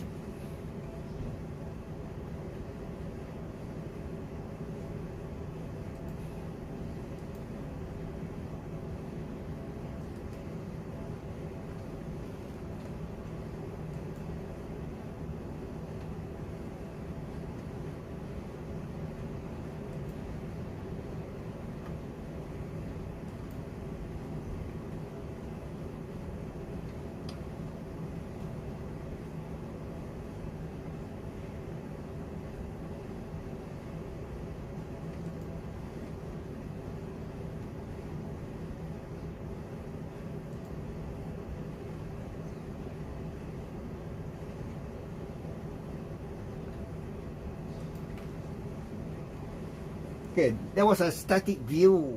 However, really, trade situation is dynamic. Arrangement, regional trading arrangement is dynamic. I mean, the impact, the effects are dynamic rather than static.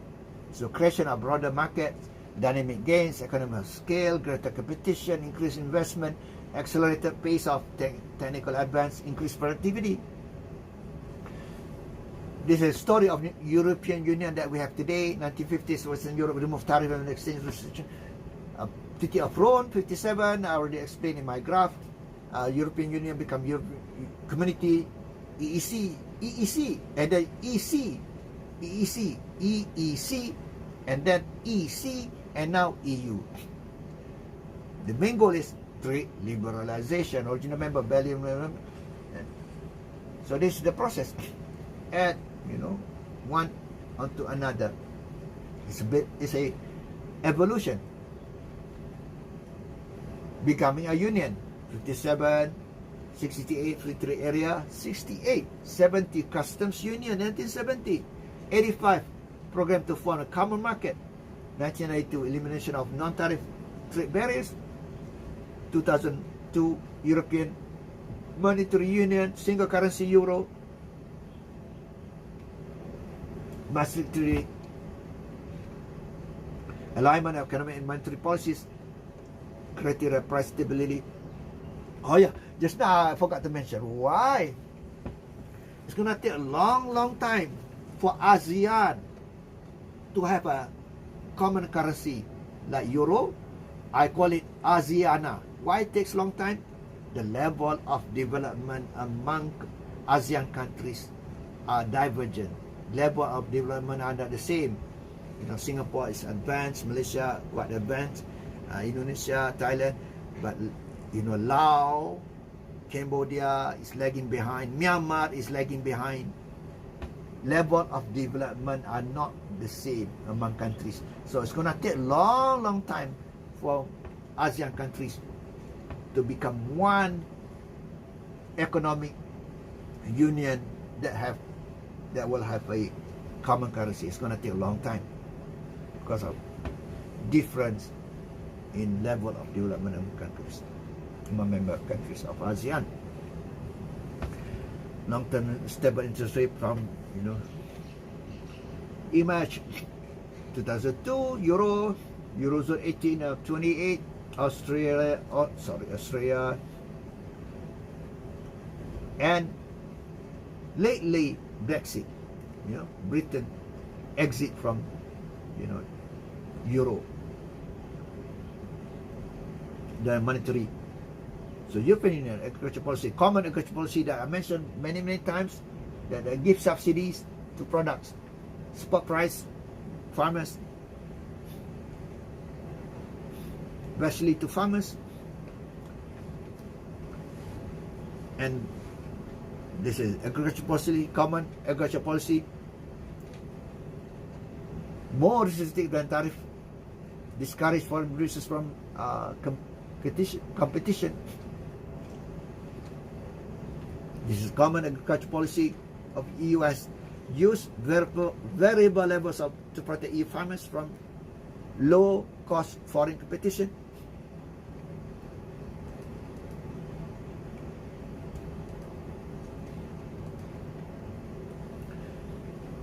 During the period of falling prices,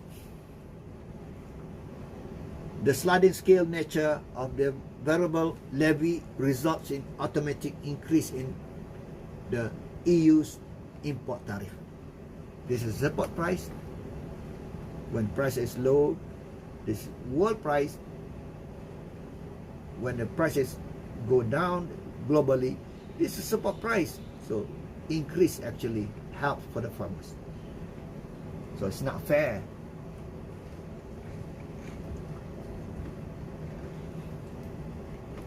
Subsidies.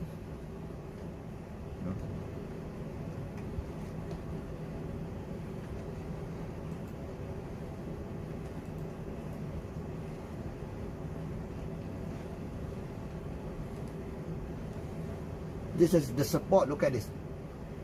Producer subsidy. Look at the price. 58%. That's a percentage of farm price. Look at Switzerland, Norway. Korea is a member of OECD. Well, Korea is not a member of European Union, but member of OECD. This is general support of agriculture among countries all together here. Australia, this just comparison, okay? Is European Union really a common market for decades? Members of the European Union. European Union have tried to build a common market with uniform policies on product regulation, trade, movement of factors of production, but persistent regulatory differences between markets have adversely affected business expansion plans throughout Europe. Britain announced Brexit, withdrawal from the European Union. Since the founding of the EU, 28 countries have joined and none have left for both. So Brexit really happened. Really happened. And it was a Brexit that happened during the last Prime Minister of, before this.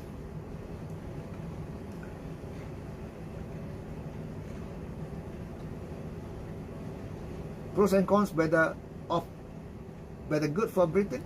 Well, Britain, people of Britain wanted to get out from European Union because of the currency, the euro.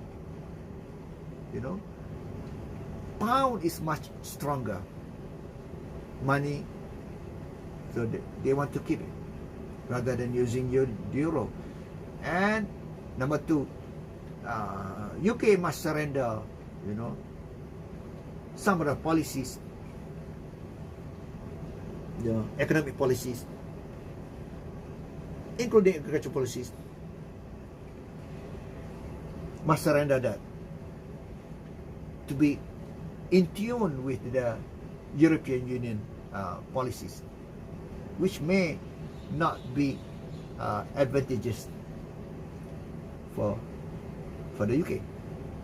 So in the beginning, the UK joined EU because of greater market within the union, but people found it listen, better off financially.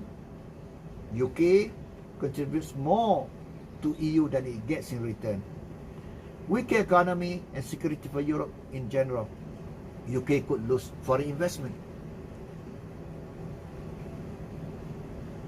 So this is the story of EMU, single currency, lower cost and good facility comparison, promotes more uniform prices.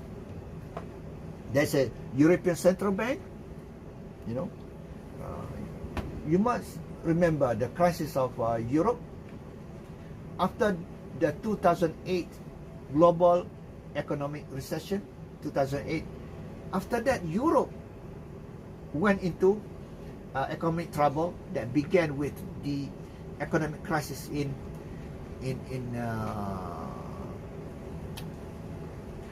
not Italy, in Greece, and that spread to Portugal, to Spain, because of high government fiscal deficit. But we call it fiscal deficit. Government spend more than what it earns. So that has created economic problem. So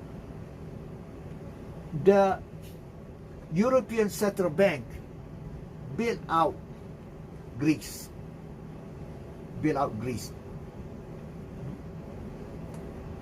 So that's it.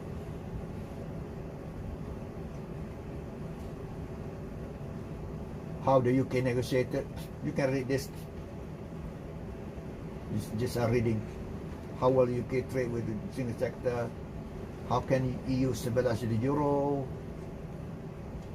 Will EU punish UK in terms of trade? This is during the negotiation. But actually the story is done.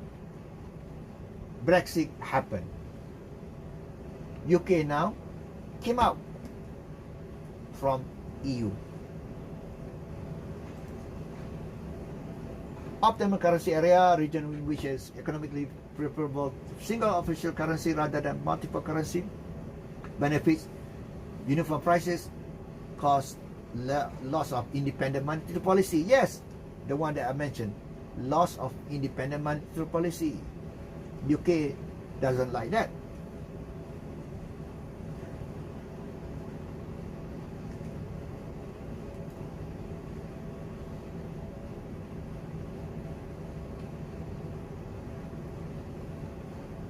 You can read this. Currency area improves economic efficiency. Disadvantages: EU countries cannot use monetary policy and exchange rate to adjust to economic disturbance within the country, because they are tied to the policies of the single common monetary policy of the EU. That's what makes Britain wanted to go from that's the reason for Brexit. There's Eurozone problems, challenges problem. Countries did not meet economic entry criteria, challenges ability to focus on price stability over long run, operational monetary policy. Greece, yes, Greece just now. I mentioned about Greece, deep recession 2008. 2008 was global economic recession, but already in Greece, large debt, especially by the government. Investors fear Greece could not pay, so Eurozone and IMF gave Greece 110 billion euros in loan. Bailout provided temporary relief to Greece. The bailout comes from the European Central Bank, but did not eliminate the problems. So deflation in Eurozone 2016 economy not healthy. This we come into 2016, okay? There was 2010, okay? 2010 Greece, 2012, 11, 12, 13. Still Greece having problem from 2010, 11, 12, 13, 14. Now 2016, world economy not healthy. Falling prices may cause consumers and business to postpone purchases. Spending sinks. European Central Bank expansionary monetary policy to steer inflation back to target. 2017, deflationary pressure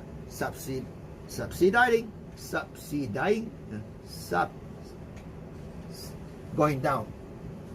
Subsiding, going down. Position of Eurozone remain weak. 2017, 2018, 2019, COVID-19. Yes, 2 years later, COVID-19. 2020, the year of the COVID. So, NAFTA. Now, in addition to NAFTA, there is a United States, and there's a new agreement, USMNC, United States, Mexico, Canada agreement. So I will share a story from newspaper on that. But NAFTA was the agreement that created the three countries of large market in North America. NAFTA, Mexico, Canada, and States. Economic scale. These are all reading.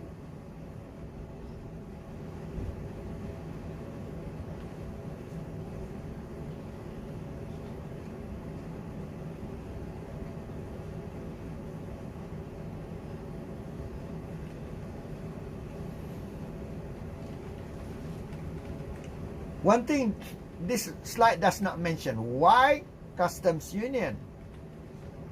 I add to you.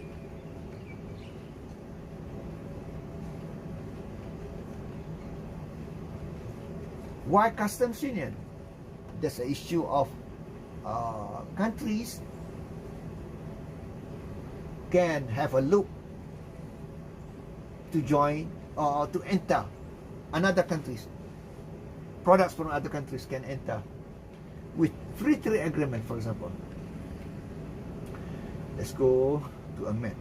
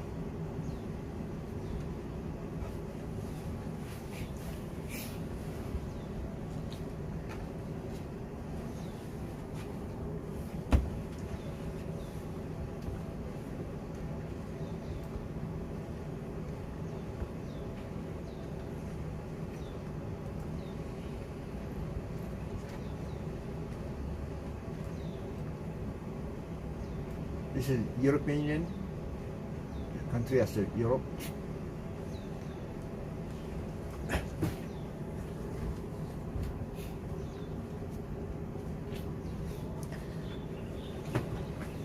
Suppose I take these ASEAN countries.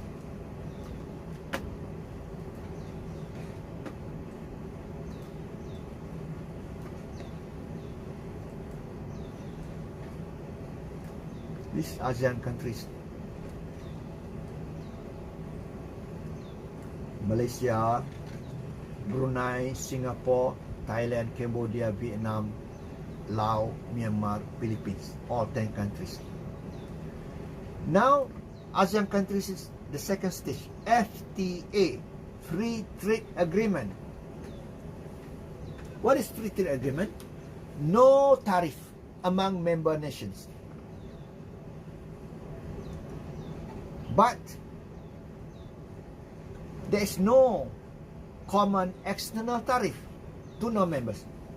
For example, Singapore, products coming from non-member, which China non-member, or Australia non-member, this Australia, New Zealand.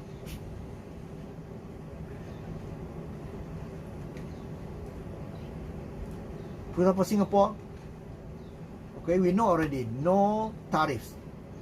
Tariff eliminated among member, like actually 5, up to 5 only. Many zeros, but up 5.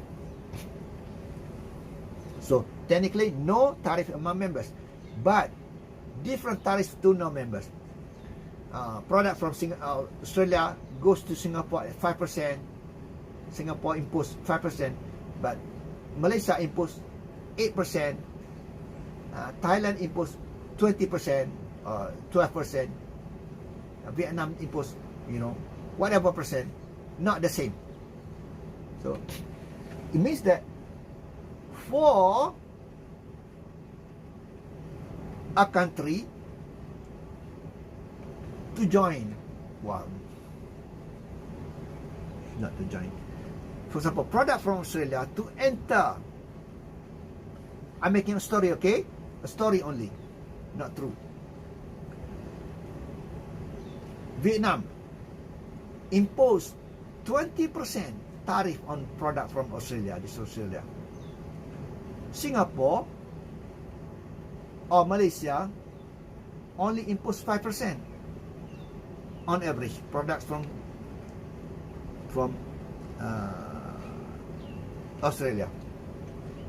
20% Vietnam imposed the tariff. So for Australia to enter Vietnam's market is to enter through Malaysia, 5% only, or Singapore, 5% only. Once the product in ASEAN, in Malaysia, can go to Vietnam, because 0% between countries. That's a problem. It means that a product from other countries or another countries can enter a free trade area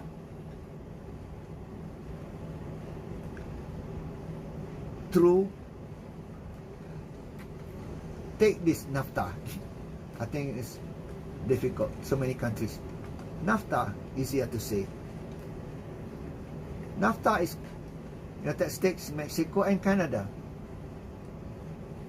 Okay, for example, Mexico has 20% tariff to products from non-members, from Malaysia, from other countries, non-members, 20%. Canada, only 5%. So, for another country's product to go to Mexico is to go through Canada, only 5%. Once in Canada, because of NAFTA, can go to United States, can go to Mexico, no problem. So this is a problem for Canada, a problem for Mexico. Mexico wanted to protect the product. For example, car in Mexico still, cannot protect, because the product will go to Canada, because 5% only, and from Canada will go to Mexico. because 0% among member countries. So Mexico, a problem for Mexico, cannot protect the car industry, cannot protect the steel manufacturing, for example, the sensitive products for the country. So in order to avoid that problem, customs union, which no tariff already under FTA among 3 countries, added to that common external tariff 5%. Somebody agree 8%, all 8%. Products from non-members will go to Canada 8% tariff, will go to United States 8% also, will go to Mexico 8% also. So same. So there's no problem of going through. Okay. So that's it. We finish with chapter 8. So I'm going to continue because we are running short of time. I'm going to go into chapter 9, but I'm going to take 2-minute breaks.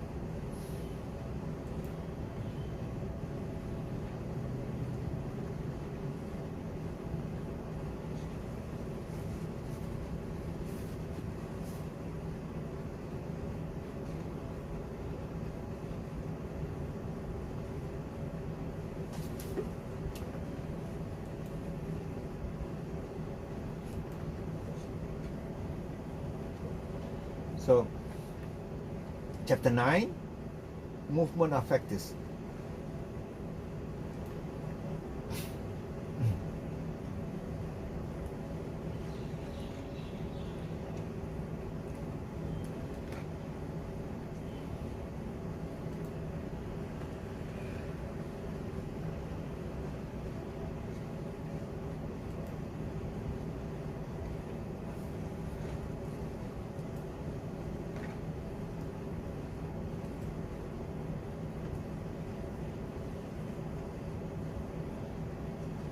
multinational enterprise operate in more than one.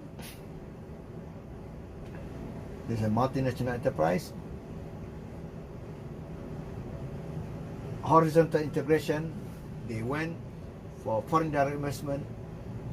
For horizontal means from the raw material production until the process and until the final products, they own either fully or partly ownership in those industry. There's horizontal integration, and there's also conglomerate integration into diversified areas of non-related markets. Obtains this foreign direct investment is the realm of the multinational enterprise. What I mean is that foreign direct investment mostly done by multinational enterprise.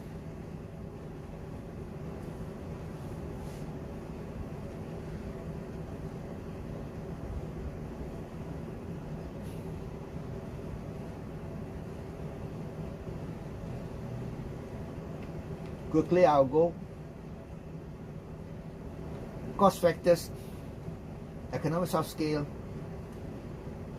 So, because there's a option whether, this is the more important point, whether direct exporting or foreign direct investment or licensing. So, option. Economies of scale is figure 9.1. Okay. Small demand and output, direct export. That's better. Large demand and output, foreign direct investment or licensing. Licensing means you give license to foreign firms to produce and you get the fees. Low transportation cost, direct export is better. High transportation cost, FDI and licensing is better. Low trade restriction, direct export is better. High trade restriction, FDI and licensing is better.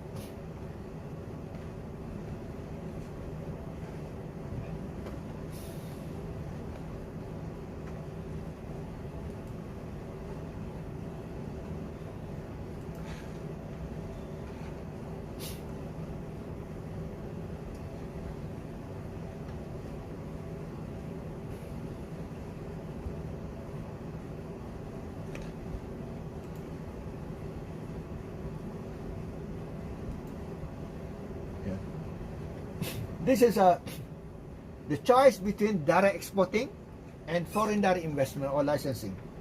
So this graph will explain. When the Canadian market size share is large enough,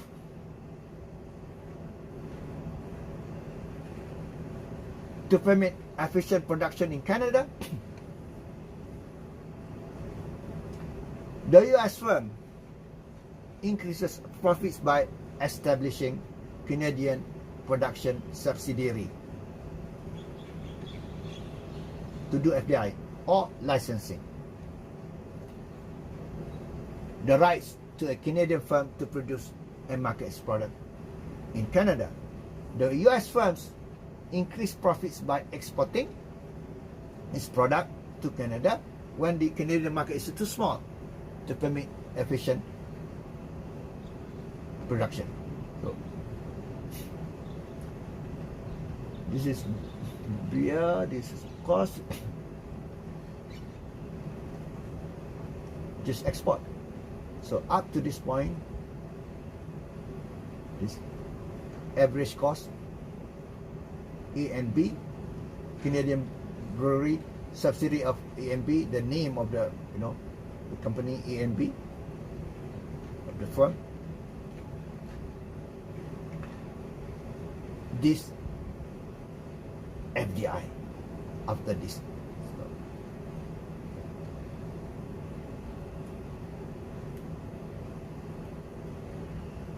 This is based on economies of scale. So country will do FDI when there is a economies of scale reach after this 300. Decision to establish foreign operations through direct investment or foreign licensing depends on figure 9.2. Capital use in production, size of the foreign market, fixed cost of establishing overseas facility. See, the decision to establish FDI, another factory overseas, through direct investment. Number one, the extent to which capital is used in the production process. Number two, the size of the foreign market. Number three, the amount of fixed cost a business must bear when establishing an overseas facility. So let's see here.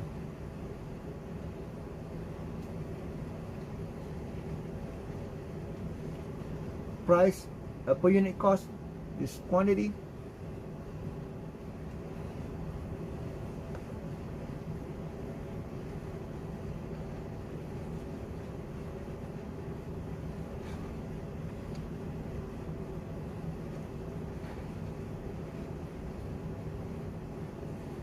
This is average cost of subsidiary, average total cost of subsidiary in Canada, average cost of producing in Canada, this average cost of subsidiary, average fixed cost. So it gets to the point that 400, when the quantity is 400, the subsidiary, by doing FDI in Canada,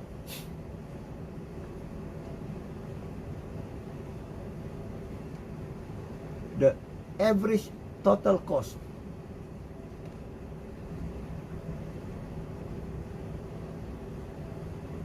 this is average fixed cost, this is average variable cost, add together AFC plus ABC, average total cost. This one plus this one, average total cost. When there is a great large market, capital, yes, extent of which capital is used in production process, size of the market, yes, bigger size, fixed cost is lower. So this total, this is average fixed cost, average variable cost, average total cost is lower than average variable cost in Canada. This is Canadian firms.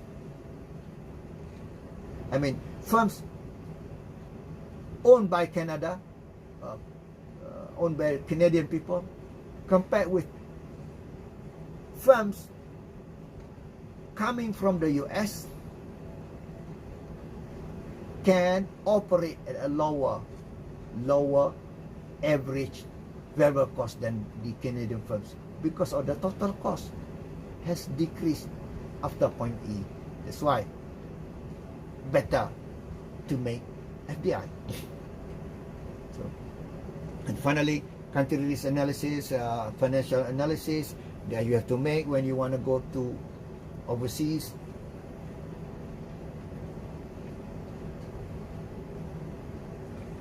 So all reading.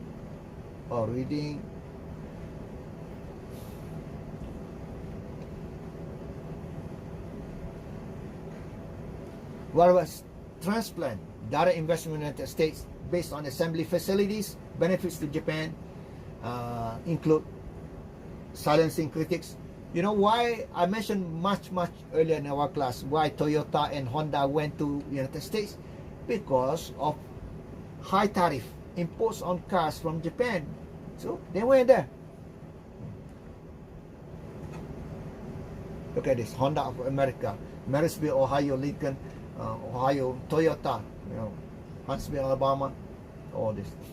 Smyrna, Nissan, Mazda, all went there to produce in the United States because of high tariff imposed on cars coming from Japan. What happened actually created few jobs than expected. Imported parts from Japan rather than buying locally.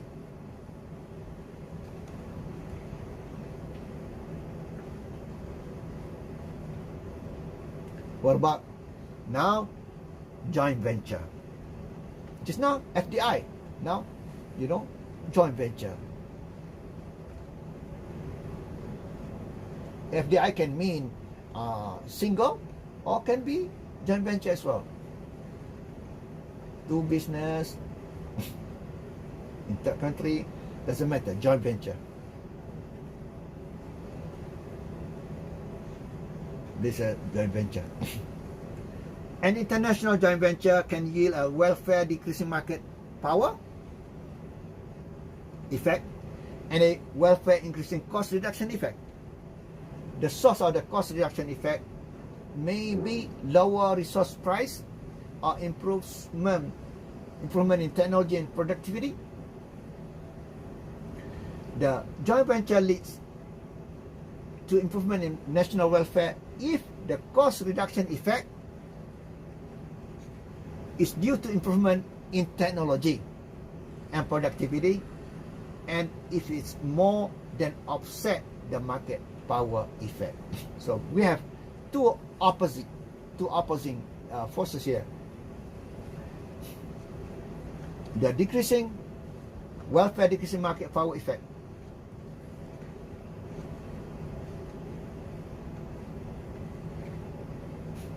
So this is marginal revenue, this is marginal demand.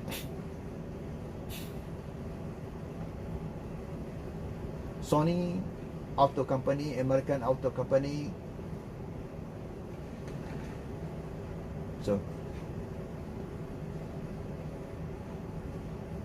when they get together, this is joint venture company. There is a welfare decreasing market power effect because of more monopolistic. But there's also the opposite, welfare increasing of the cost reduction.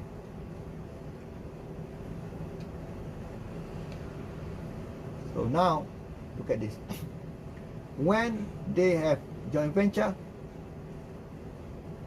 this is the quantity of autos. Previously, before joint venture, this the demand 10,000, 100 to buy from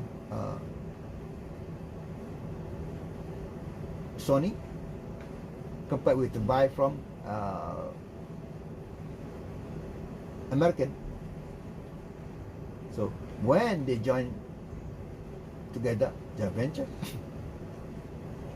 this is the price 12,000. So that's market power effect. But it's also a decrease in cost reduction, because now they can buy at 7,000. So when there is a huge area of D compared with A, so D is more than offset the market power. So that joint venture will be beneficial for the country. So employment effects in certain countries, reading energy transfer, beyond transfer technology to China, sovereignty, issue of sovereignty, balance of payment, negative contribution transfer pricing, this issue of transfer pricing for multinational corporations usually try to reduce the tax they have to pay. They always price the items low in high tax countries, make it low, the tax price. They transfer that to lower tax countries. They put the total more in countries that have low tax. Countries that have high tax, they reduce the total. Transfer pricing to reduce overall tax burden. The state migrant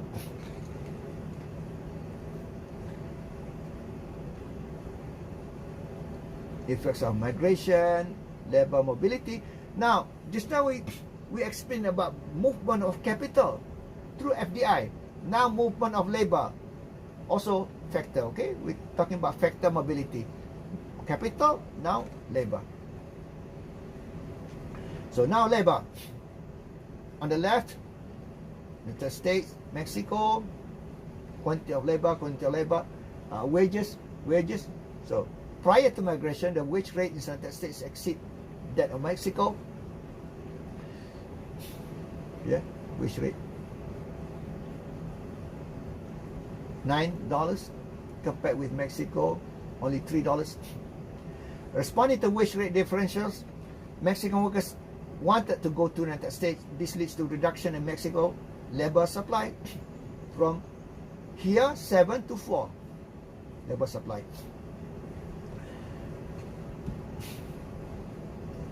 And increase in US labor supply.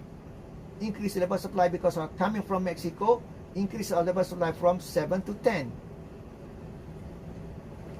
Wage rates continue to rise in Mexico because less labor, continue to rise from 3 up. And fall in the States from 9 and down until they eventually are equalized. Equalized at 6.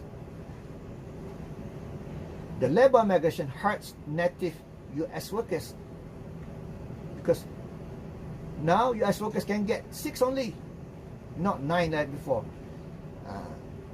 But helps US owners of capital.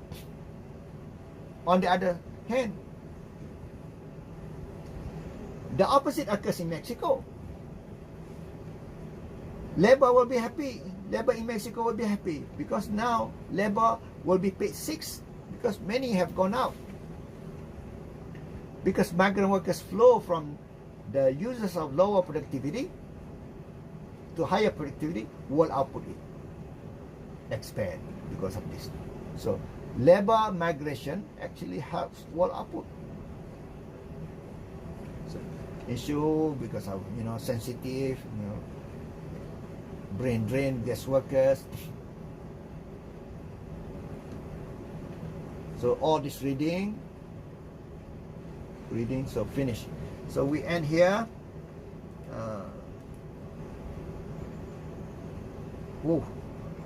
I thought it was 15. Sorry, 28. I'm so sorry for those. I have to run to quickly. Now I'm sharing the QR code. I'm so sorry I don't have watch with me. Oh, 12:28. 20 only. I thought it's 1:28. I'm sorry. Because today, Friday,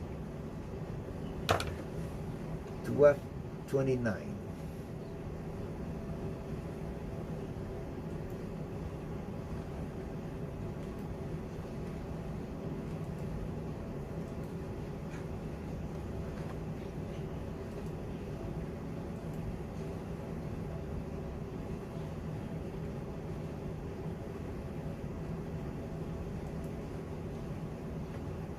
Okay, take a break. We will have another chapter. Just take a break for really 5 minutes.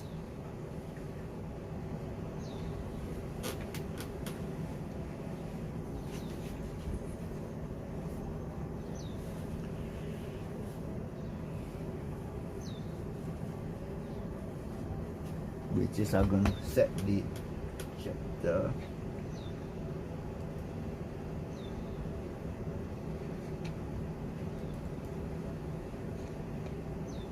Finally, chapter 10, which is second part of the book, which is the financial and monetary aspect. I'm going to share this on the screen. Then I go for a break for 5 minutes.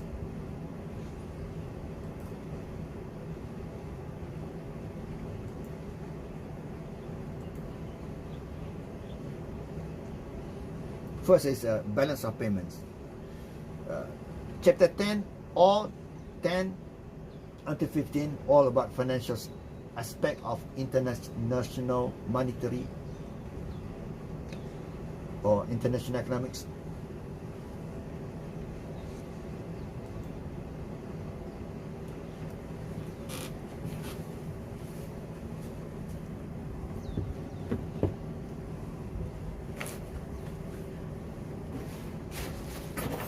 Five minutes.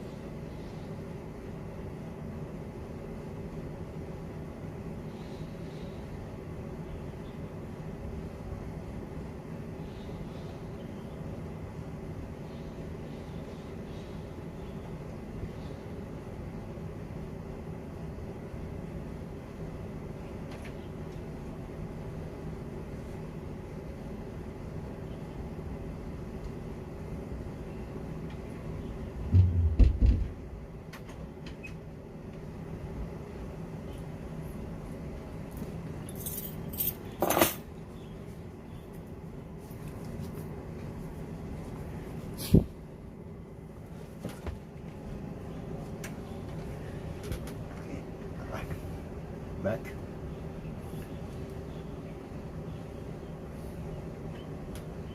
So these are chapter 10.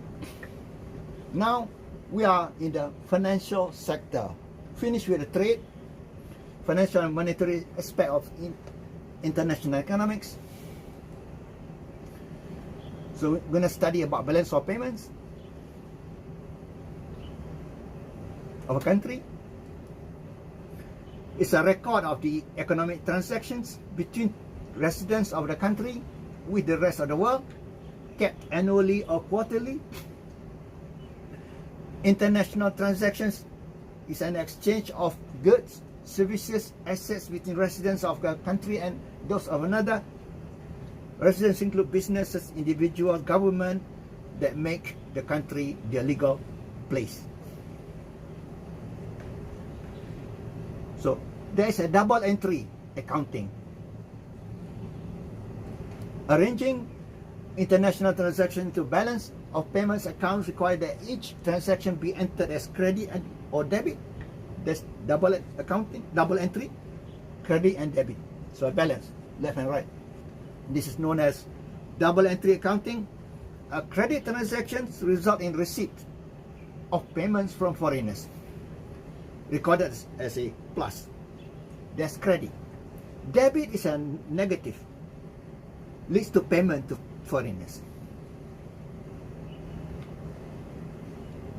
Example of credits: export. When a country export, they get the money. That's credit. Credit is positive. Okay. Credit is plus. Credit is a plus. Export. Example: export.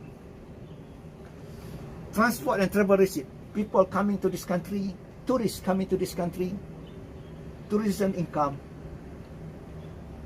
also credit, plus.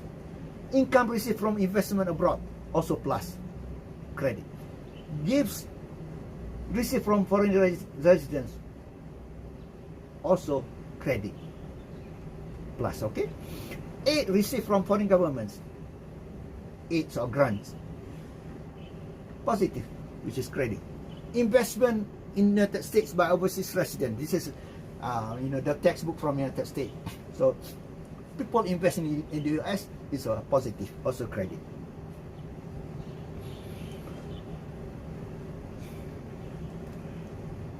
Example of debit. Debit, negatives. Imports is negative because you pay money going outside, so negative. So debits. Transportation or travel overseas. If you from China, you travel to Malaysia. For China, it's a negative debit because your money flow to Malaysia. Income paid on the investment of foreigners. For China, people invest in China. Income paid to them is negative for China, is debit. Gifts to foreign resident. People from China give gifts to Malaysian people, for example. There's a negative for China, which is debit. Aid given United States. This is story of, this is book of United States, okay? That's textbook. Now let's go to United States. Aid given United States government to foreign countries in the US is a negative. Money goes outside, debit. Overseas investment by US resident. US money. US companies invest overseas. So the money go overseas. So negative, debit.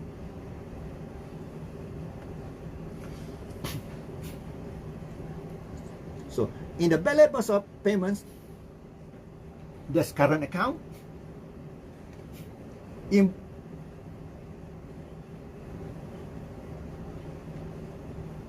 If I want to show example,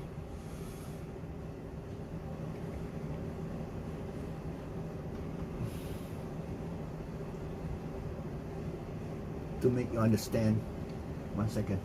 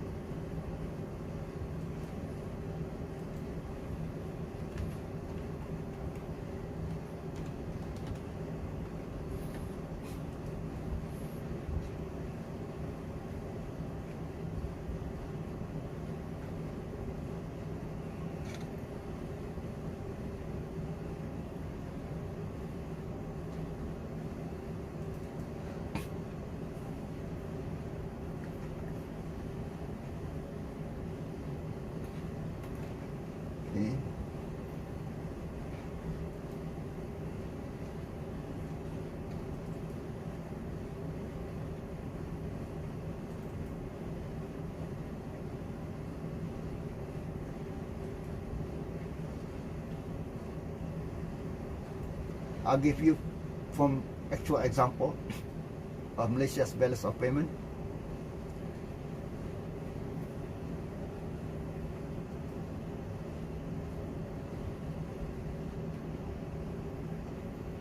Yeah, this balance of payments.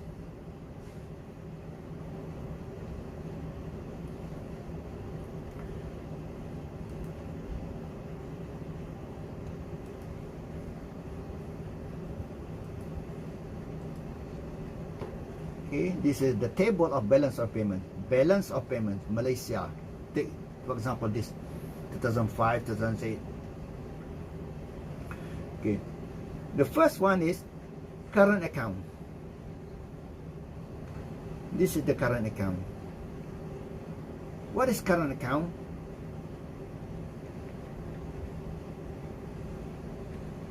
Goods and services account, and income account, and transfer. Current account has three parts.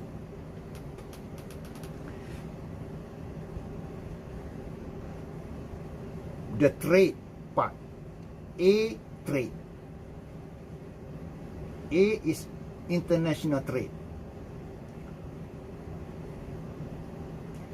International trade can be goods, which is merchandise, we call it merchandise, or can be services. That's A. This is current account. Current account consists of three parts.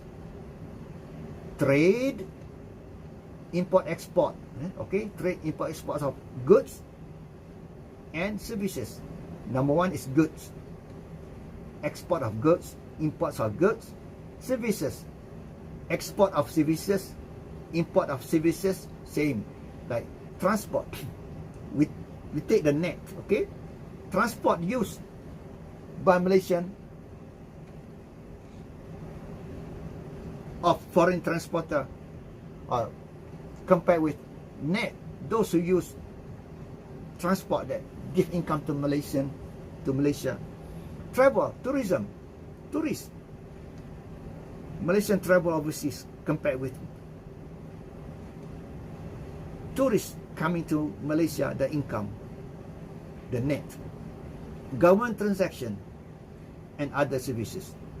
So export of goods, export and imports of goods, we take the net. Export and imports of services. You are studying at UKM. It's also income. It's also import. So export of services. You are studying at UKM, even though online. It's export from Malaysia, export of service by Malaysia, compared with Malaysian study in China. So the net. So we're talking about other services here. No, not only education, other services, plus other. So that's the trade. Part A. Part A is trade, good and services. Part 2 is income. Income from investment paid to foreigners compared with income investment gained and brought back, earned by citizen of Malaysia. And C, transfer. Transfer is not a transaction, it's just transfer. For example, transfer, I donate, I give donation. I'm a rich person. I donate to people who suffer because of flooding or earthquake in the Philippines. I give 1 million to the people in the Philippines. $1 million. That's transfer. Compare with, transfer. Other countries giving aid, for example, to this country. That's transfer. No purchase, right? I just give money. No purchase, no buying, nothing. So that's transfer. So all this together become current account. But look at this. The main thing here, transfer is only little. 16, 15. Make it bigger.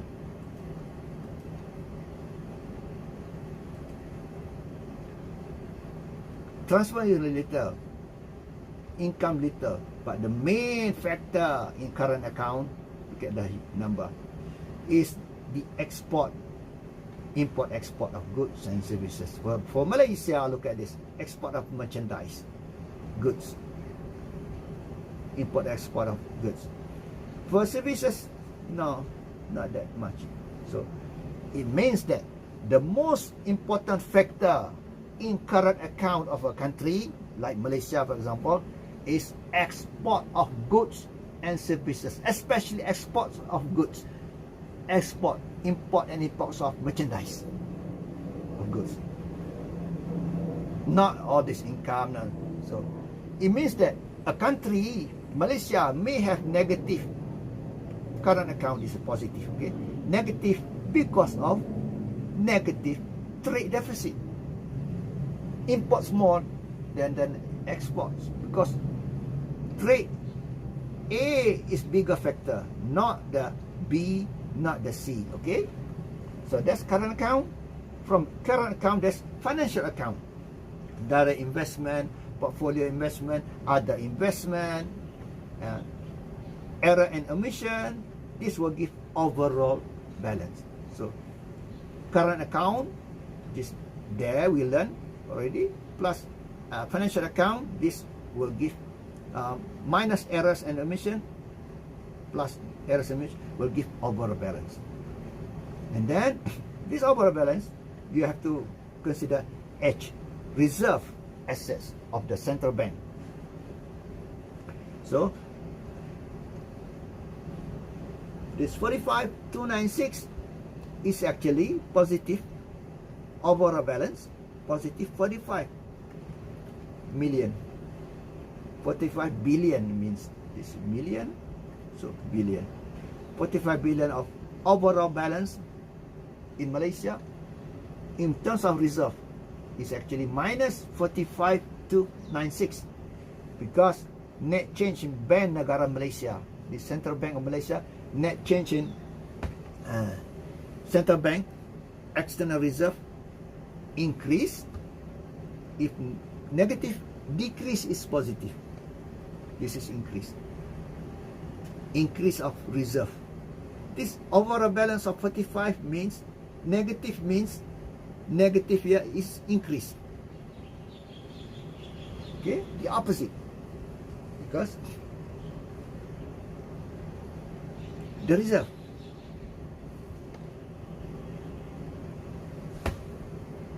So main thing is for you to understand this. What is current account? This is current account. Trade account, income plus transfer. Income and transfer not much. Trade account is the bigger part. Okay, that's for you to understand. Now let's go back to the slide.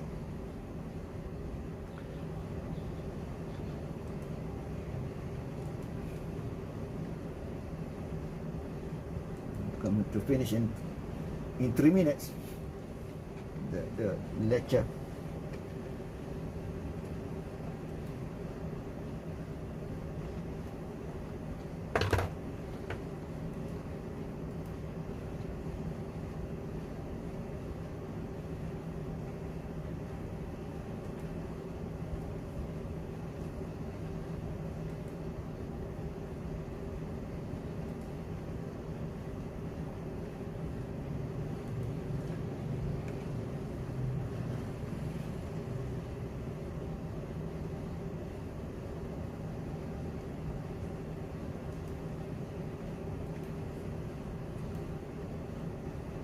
So just now I've just explained from the table what balance of payments is all about.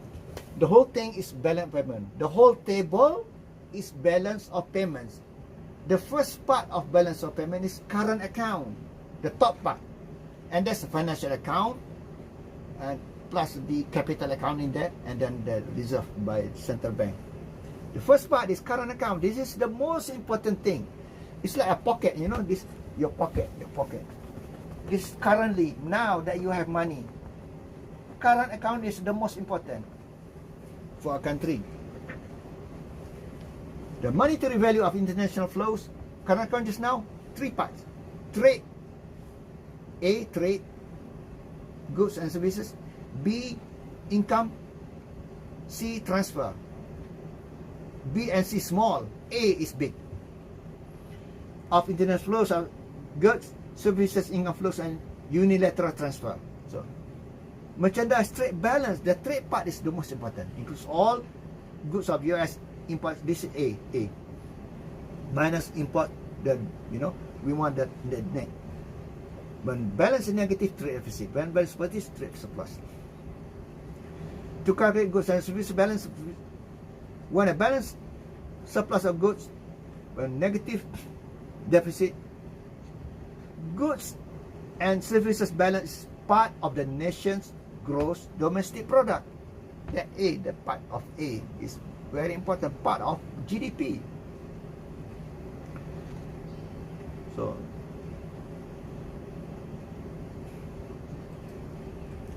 this is the process.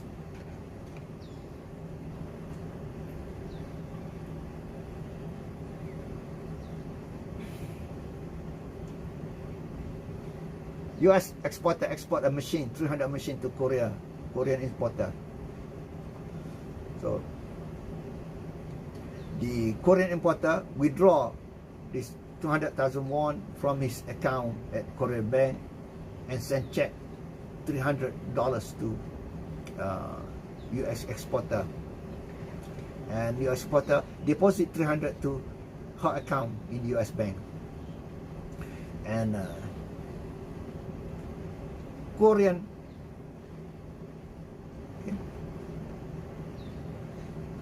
this is export.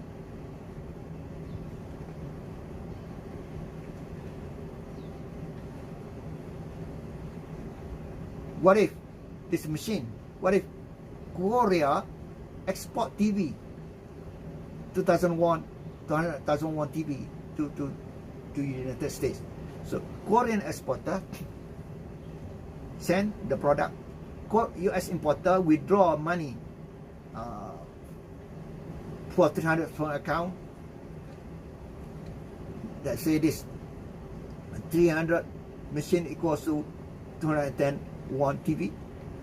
So withdraw 300 from account from US bank and send check of 210 won to Korean importer.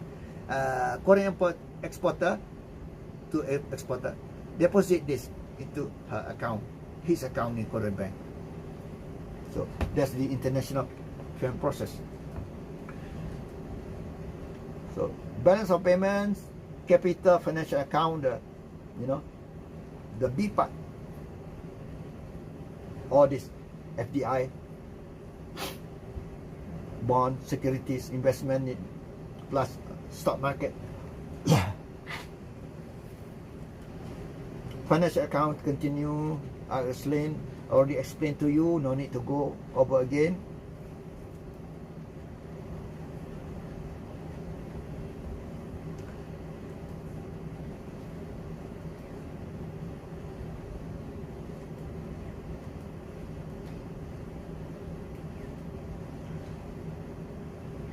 So, official settlement transaction movement of financial assets among official holders of United States Fed and Bank of England, official reserve assets, government assets abroad, liabilities to foreign official agencies,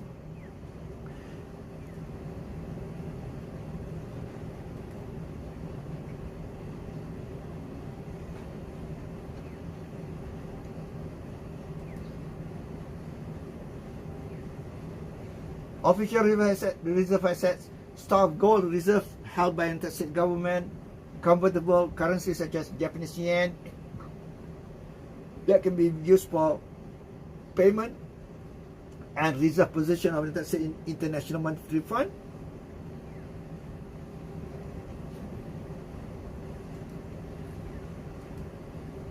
All these are reading, discrepancy, and finally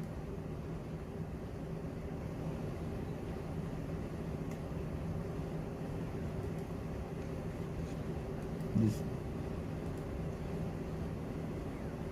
Okay, this United States merchandise balance, income,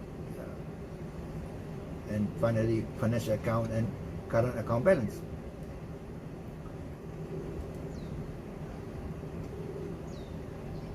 We go quickly.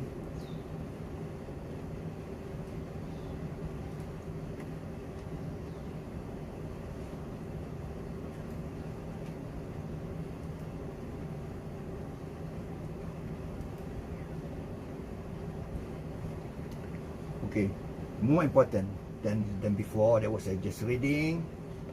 So here, what does a current account deficit or surplus mean? When foreigners start purchasing more of our assets than we are purchasing this, the dollar becomes more costly in the foreign exchange market. So US goods become more expensive to foreigners, and that result in declining of export. Foreign goods become cheaper to Americans, increasing imports. This is the process. Relatively high interest rate in the United States. This high interest rate in the United States will encourage other people from other countries to come to the United States to invest. To invest in the United States because high return. High return because high interest rate in the United States. So capital will go to the United States. Capital inflows to the United States. This capital inflows, when they want to invest in the US, they have to purchase dollar. They will sell their money. Malaysian money, they sell ringgit. They buy American dollar because want to invest in the US. So because of the American dollar purchase, increase demand for American dollar, so appreciate the dollar value. Because high demand, I mean, people purchase, demand created, so appreciation of the dollar value. When dollar value appreciate, the price of products from the US become more expensive because high dollar value. So export of the US decrease. So this current account will lead to deficit in the US. See?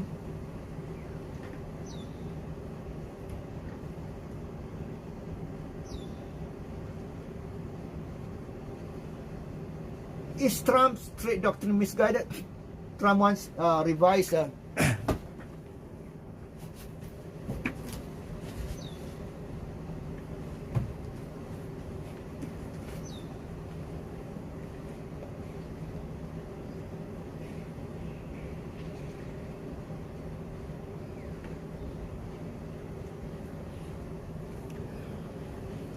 revised NAFTA to reduce Americans' trade deficit with Canada and Mexico.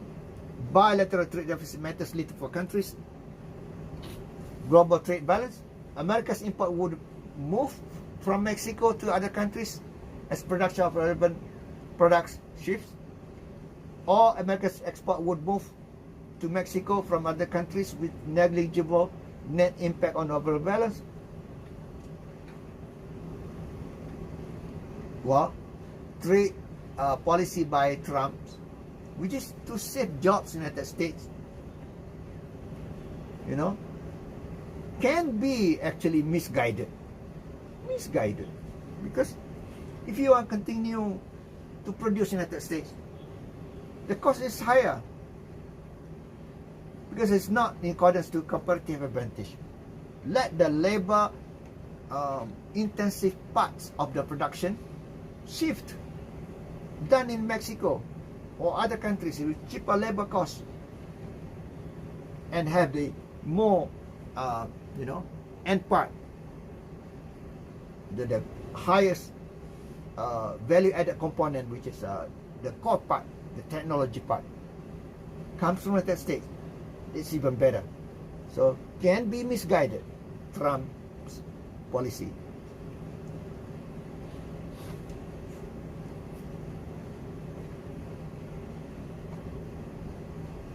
Okay, is current account deficit a problem?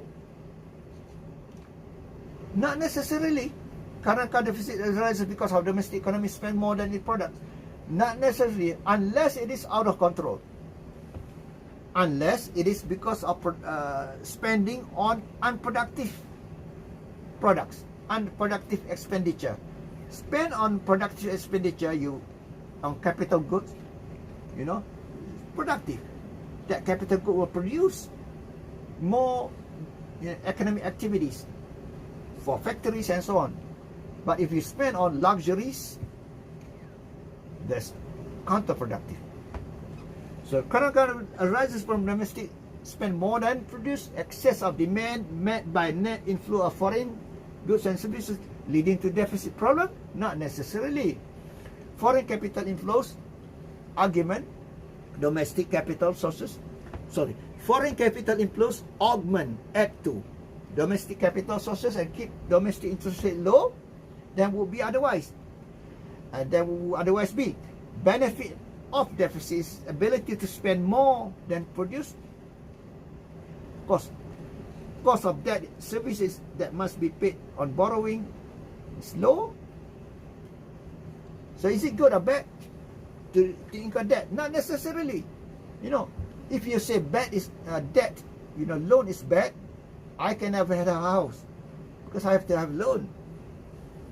Depends on whether deficit used to finance more consumption or more investment. More consumption